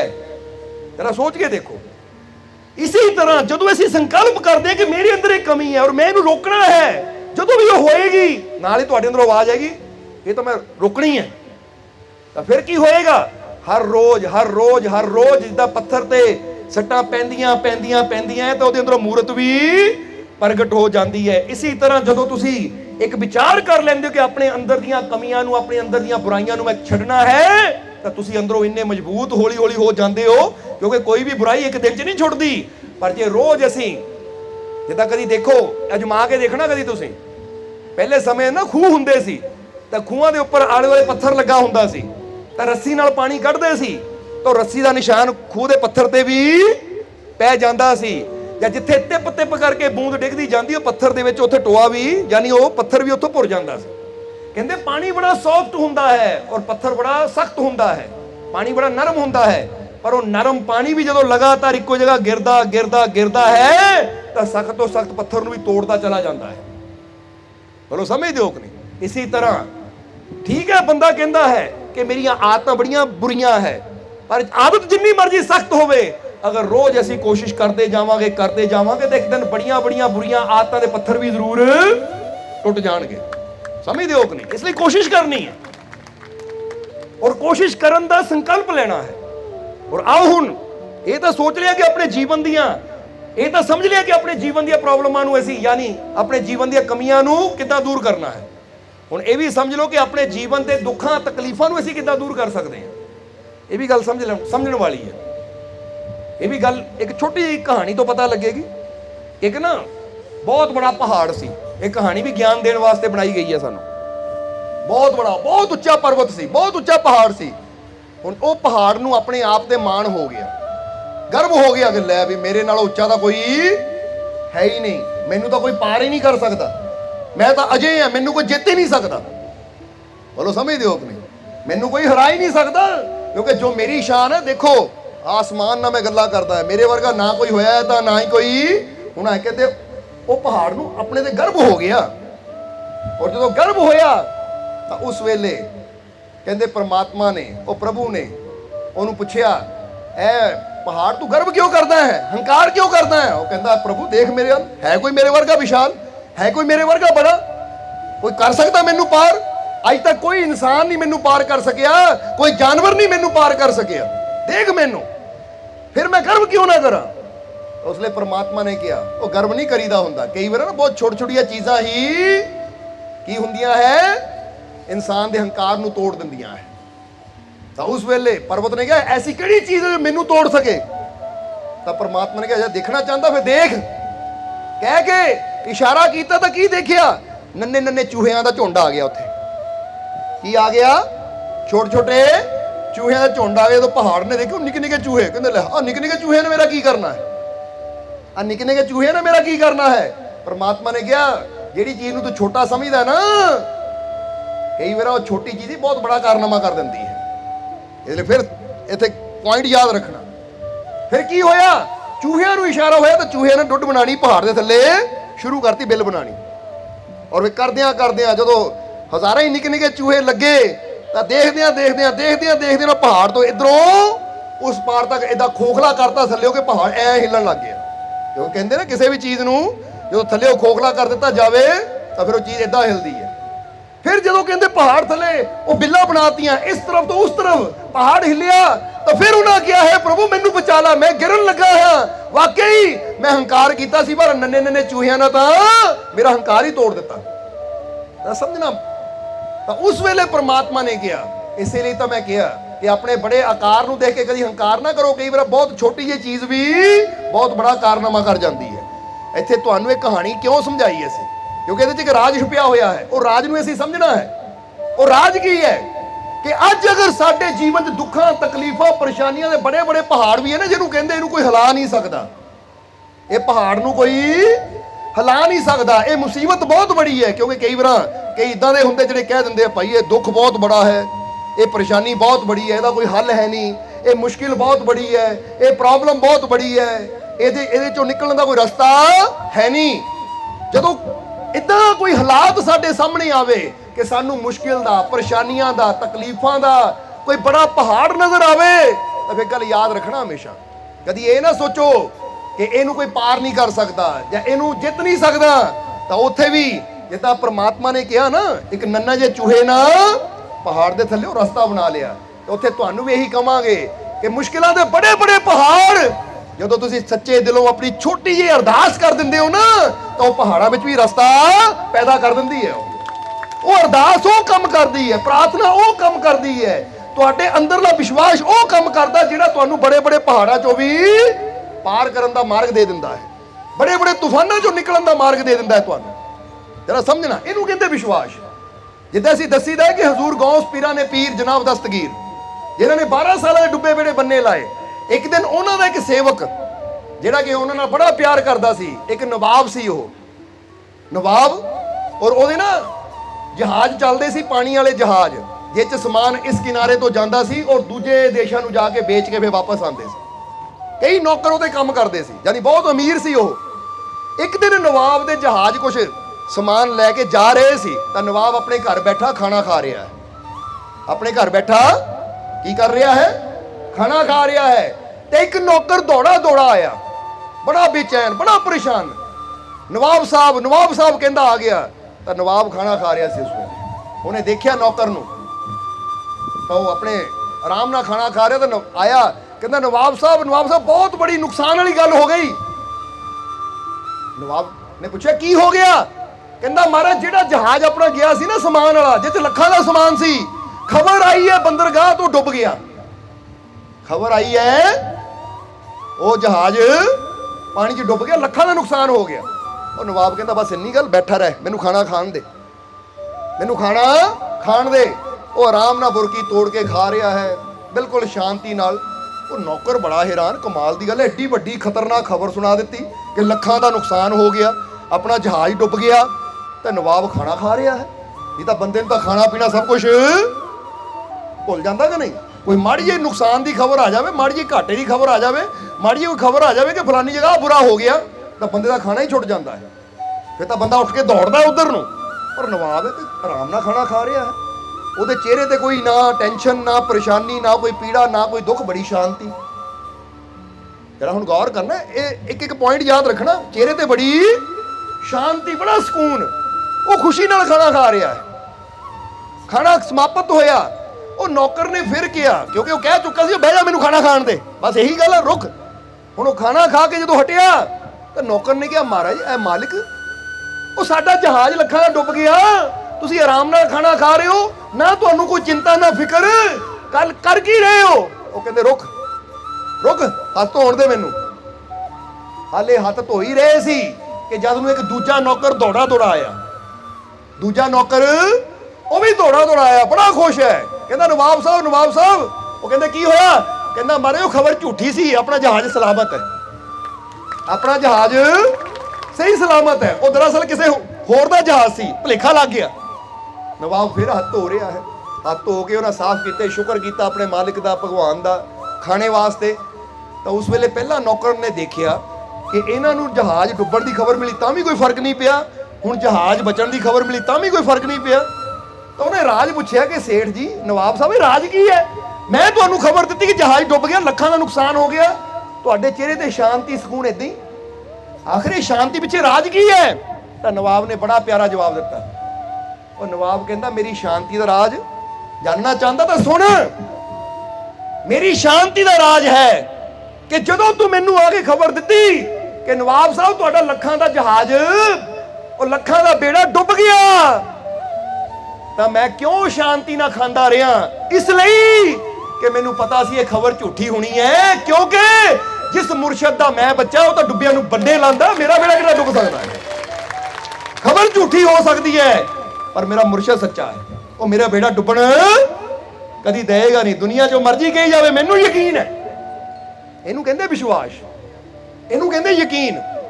ਬੋਲੋ ਸਮਝਦੇ ਹੋ ਕਿ ਨਹੀਂ? ਅੱਜ ਇਨਸਾਨ ਦੇ ਜੀਵਨ 'ਚ ਕੋਈ ਪ੍ਰੋਬਲਮ ਆ ਜਾਂਦੀ ਹੈ ਤਾਂ ਬੰਦਾ ਨਾਲ ਹੀ ਰੋਣਾ ਸ਼ੁਰੂ ਕਰ ਦਿੰਦਾ। ਉਹ ਯਕੀਨ ਕਿਉਂ ਨਹੀਂ ਰੱਖਦੇ ਕਿ ਜੇ ਪ੍ਰੋਬਲਮ ਆਈ ਹੈ ਤਾਂ ਮੈਨੂੰ ਯਕੀਨ ਹੈ ਆਪਣੇ ਮਾਲਿਕ ਤੇ, ਇਹ ਪ੍ਰੋਬਲਮ ਆਈ ਨਾ ਦੂਰ ਵੀ ਹੋਏਗੀ, ਮੇਰਾ ਬਾਲ ਵੀ ਵਿੰਗਾ ਨਹੀਂ ਹੁੰਦਾ, ਕਿਉਂਕਿ ਮੈਨੂੰ ਪਤਾ ਮੇਰਾ ਮੁਰਸ਼ਦ, ਮੇਰਾ ਮਾਲਿਕ ਮੇਰੇ। ਇੱਦਾਂ ਦਾ ਵਿਸ਼ਵਾਸ ਚਾਹੀਦਾ ਹੈ। ਤਾਂ ਜੇ ਬੰਦਾ ਉਦਾਂ ਹੀ ਘਬਰਾ ਜਾਵੇ, ਇੱਥੇ ਦੇਖਿਆ ਕਿ ਬੰਦੇ ਨੂੰ ਮਾੜੀ ਜਿਹੀ ਪ੍ਰੋਬਲਮ ਆਂਦੀ ਨਾ, ਤਾਂ ਫਰਜ਼ ਕਰੋ ਜੇ ਡਾਕਟਰ ਕਹਿੰਦਾ ਤੇਰੇ ਪੱਥਰੀ ਹੈ, ਨਾਲ ਹੀ ਰੋਣਾ ਸ਼ੁਰੂ ਕਰ ਦੋ। ਪੱਥਰੀ ਕੋਈ ਏਡੀ ਵੱਡੀ ਚੀਜ਼ ਹੈ? ਸਮਝਦੇ ਹੋ ਕਿ ਨਹੀਂ? ਯਾਨੀ ਉਦਾਹਰਨ ਦੇ ਰਹੇ ਅਸੀਂ, ਉਹ ਬੰਦਾ ਨਾਲ ਹੀ ਮਾੜੀ ਮਾੜੀ ਦੁੱਖ ਤੇ ਬੰਦਾ ਰੋਣਾ ਸ਼ੁਰੂ ਕਰ ਦਿੰਦਾ ਹੈ। ਉਹ ਦੁੱਖਾਂ ਨੂੰ ਰੋ ਨਾ, ਬਲਕਿ ਜਿੱਥੇ ਦੁੱਖ ਹੋਵੇ ਨਾ, ਡਾਕਟਰ ਕਹਿੰਦਾ ਇੱਥੇ ਆ ਪ੍ਰੋਬਲਮ ਆ, ਰੱਖੋ ਹੱਥ ਉੱਤੇ ਔਰ ਕਰੋ ਆਪਣੇ ਮਾਲਿਕ ਨੂੰ ਯਾਦ ਕਿ ਮੇਰਾ ਮਾਲਿਕ ਮੇਰੇ ਤੇ ਰਹਿਮਤ ਕਰ ਰਿਹਾ, ਮੇਰੀਆਂ ਸਾਰੀਆਂ ਤਕਲੀਫਾਂ, ਦੁੱਖ ਦੂਰ ਹੋ ਰਹੇ, ਮੇਰੀਆਂ ਝੋਲੀਆਂ ਖੁਸ਼ੀਆਂ ਨਾਲ। ਤਾਂ ਫਿਰ ਤੁਸੀਂ ਦੇਖੋਗੇ ਵਿਸ਼ਵਾਸ ਨਾਲ, ਠੀਕ ਹੈ, ਜੋ ਡਾਕਟਰ ਦਾ ਟ੍ਰੀਟਮੈਂਟ ਆ ਉਹ ਵੀ ਭਾਵੇਂ ਕਰਾਓ, ਪਰ ਉਹਦੇ ਨਾਲ ਨਾਲ ਮਾਲਿਕ ਦੀ ਰਹਿਮਤ ਤੇ ਵਿਸ਼ਵਾਸ ਵੀ ਰੱਖੋ। ਤਾਂ ਫਿਰ ਕੀ ਹੁੰਦਾ ਹੈ? ਉਹ ਦੁੱਖ ਹੁੰਦਾ ਵੀ ਹੈ ਤਾਂ ਦੂਰ ਹੋ ਜਾਂਦਾ ਹੈ। ਬੋਲੋ ਸਮਝਦੇ ਹੋ ਕਿ ਨਹੀਂ? ਇੱਕ ਬਹੁਤ ਬੜੀ ਰਾਈਟਰ ਹੋਈ ਹੈ, ਲੂਇਸ ਐਲ ਹੇ ਉਹਦਾ ਨਾਮ ਹੈ। ਉਹਨੇ ਵਿਸ਼ਵਾਸ ਦੀ ਤਾਕਤ ਨਾਲ ਹੀ, ਉਹਨੂੰ ਕੈਂਸਰ ਦੀ ਪ੍ਰੋਬਲਮ ਸੀ। ਕਾਹਦੀ ਪ੍ਰੋਬਲਮ ਸੀ? ਕੈਂਸਰ ਦੀ ਪ੍ਰੋਬਲਮ ਸੀ। ਪਰ ਉਹਨੇ ਉਹ ਲਾਇਲਾਜ ਕੈਂਸਰ ਦੀ ਬਿਮਾਰੀ ਨੂੰ, ਲਾਸਟ ਸਟੇਜ ਸੀ, ਉਹਨੇ ਆਪਣੇ ਵਿਸ਼ਵਾਸ ਦੇ ਜ਼ਰੀਏ, ਹੀਲਿੰਗ ਦੇ ਜ਼ਰੀਏ ਹੀ, ਯਾਨੀ ਪ੍ਰਾਰਥਨਾ ਦੇ ਜ਼ਰੀਏ ਉਹਨੂੰ ਠੀਕ ਕਰ ਲਿਆ। ਔਰ ਅੱਜ ਉਹ ਦੂਜਿਆਂ ਨੂੰ ਗਾਈਡੈਂਸ ਦੇ ਰਹੀ ਹੈ ਕਿ ਜੇ ਤੁਹਾਨੂੰ ਕੋਈ ਬੜੀ ਤੋਂ ਬੜੀ ਪ੍ਰੋਬਲਮ ਵੀ ਹੈ ਤਾਂ ਤੁਸੀਂ ਪ੍ਰਾਰਥਨਾ ਦੀ ਸ਼ਕਤੀ ਨਾਲ, ਵਿਸ਼ਵਾਸ ਦੀ ਸ਼ਕਤੀ ਨਾਲ ਉਹਨੂੰ ਠੀਕ ਕਰ ਸਕਦੇ ਹੋ। ਉਹਨੇ ਇਸ ਦੇ ਉੱਪਰ ਕਈ ਕਿਤਾਬਾਂ ਲਿਖ ਦਿੱਤੀਆਂ। ਬੋਲੋ ਸਮਝਦੇ ਹੋ ਕਿ ਨਹੀਂ? Heal your body, heal your mind, ਕਈ ਬੁੱਕਸ ਲਿਖ ਦਿੱਤੀਆਂ ਉਹਨਾਂ ਕਿ ਤੁਸੀਂ ਸਿਰਫ ਸੋਚ ਕੇ ਸਿਰਫ ਇਹ ਨਹੀਂ ਸੋਚਣਾ ਕਿ ਲੈ ਵੀ ਆ ਮੇਰਾ, ਉਹ ਕਹਿੰਦੇ ਨਾਲ ਨਾਲੇ ਰੱਖਣਾ ਕਿ ਇੱਕ ਗੋਡ, ਇੱਕ ਤਾਕਤ ਹੈ ਕਿ ਜਿਹੜੀ ਮੈਨੂੰ ਠੀਕ ਕਹਿ ਦਿਓ ਕਰ ਰਹੀ ਹੈ। ਇਹ ਨਹੀਂ ਕਹਿਣਾ ਕਰ ਸਕਦੀ ਹੈ, ਕਰ ਸਕਦੀ ਹੈ ਪਤਾ ਨਹੀਂ ਕਦੋਂ ਕਰਨਾ ਹੈ। ਇੱਕ ਤਾਕਤ ਹੈ ਜੋ ਮੈਨੂੰ ਠੀਕ ਕਰ ਰਹੀ ਹੈ, ਮੈਂ ਠੀਕ ਹੋ ਰਿਹਾ ਹਾਂ। ਜਦੋਂ ਆਪਾਂ ਇਹ ਗੱਲ ਕਹਿੰਦੇ ਆ ਮੈਂ ਠੀਕ ਹੋ ਰਿਹਾ ਹਾਂ, ਇਹਦਾ ਮਤਲਬ ਹੁਣ ਮੈਨੂੰ ਯਕੀਨ ਹੈ ਉਹ ਰਹਿਮਤ ਮੇਰੇ ਤੇ ਹੋ ਰਹੀ ਹੈ, ਉਹ ਕਿਰਪਾ ਮੇਰੇ ਤੇ ਹੋ ਰਹੀ ਹੈ।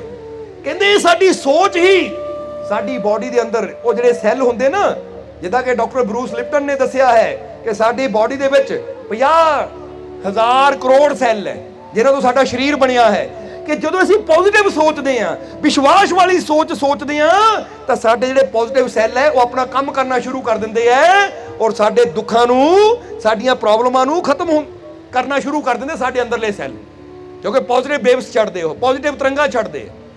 ਤਾਂ ਜਦੋਂ ਅਸੀਂ ਸ਼ੰਕਾ ਕਰਦੇ ਹਾਂ, ਜਦੋਂ ਡਰ ਕਰਦੇ ਹਾਂ, ਯਾਨੀ ਡਰ ਹੁੰਦਾ ਸਾਡੇ ਅੰਦਰ, ਚਿੰਤਾ ਹੁੰਦੀ ਹੈ ਸਾਡੇ ਅੰਦਰ, ਤਾਂ ਫਿਰ ਸਾਡੇ ਨੈਗੇਟਿਵ ਸੈੱਲ ਆਪਣਾ ਕੰਮ ਕਰਨਾ ਸ਼ੁਰੂ ਕਰ ਦਿੰਦੇ ਆ। ਔਰ ਜਿਹੜੇ ਨੈਗੇਟਿਵ ਸੈੱਲ ਜਦੋਂ ਉਹ ਆਪਣੇ ਪਾਵਰ ਨੂੰ ਰਿਲੀਜ਼ ਕਰਦੇ ਤਾਂ ਸਾਡੀ ਬਾਡੀ ਬਿਮਾਰ ਹੁੰਦੀ ਚਲੀ ਜਾਂਦੀ ਹੈ।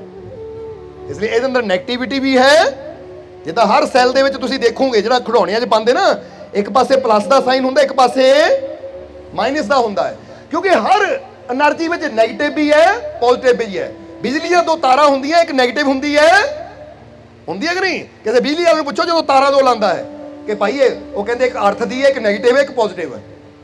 ਕਿਉਂਕਿ ਹਰ ਜਗ੍ਹਾ ਜਿੱਥੇ ਇਲੈਕਟ੍ਰਿਸਿਟੀ ਹੈ, ਔਰ ਤੁਸੀਂ ਚੁੰਬਕ ਵੀ ਦੇਖੋਗੇ ਮੈਗਨੇਟ ਦੇ ਅੰਦਰ ਵੀ ਨੈਗੇਟਿਵ ਵੀ ਹੈ, ਪੋਜ਼ਿਟਿਵ ਵੀ ਹੈ। ਤਾਂ ਹੀ ਚੁੰਬਕ ਦਾ ਇੱਕ ਹਿੱਸਾ ਖਿੱਚੇਗਾ ਔਰ ਇੱਕ ਹਿੱਸਾ ਦੂਰ ਕਰੇਗਾ।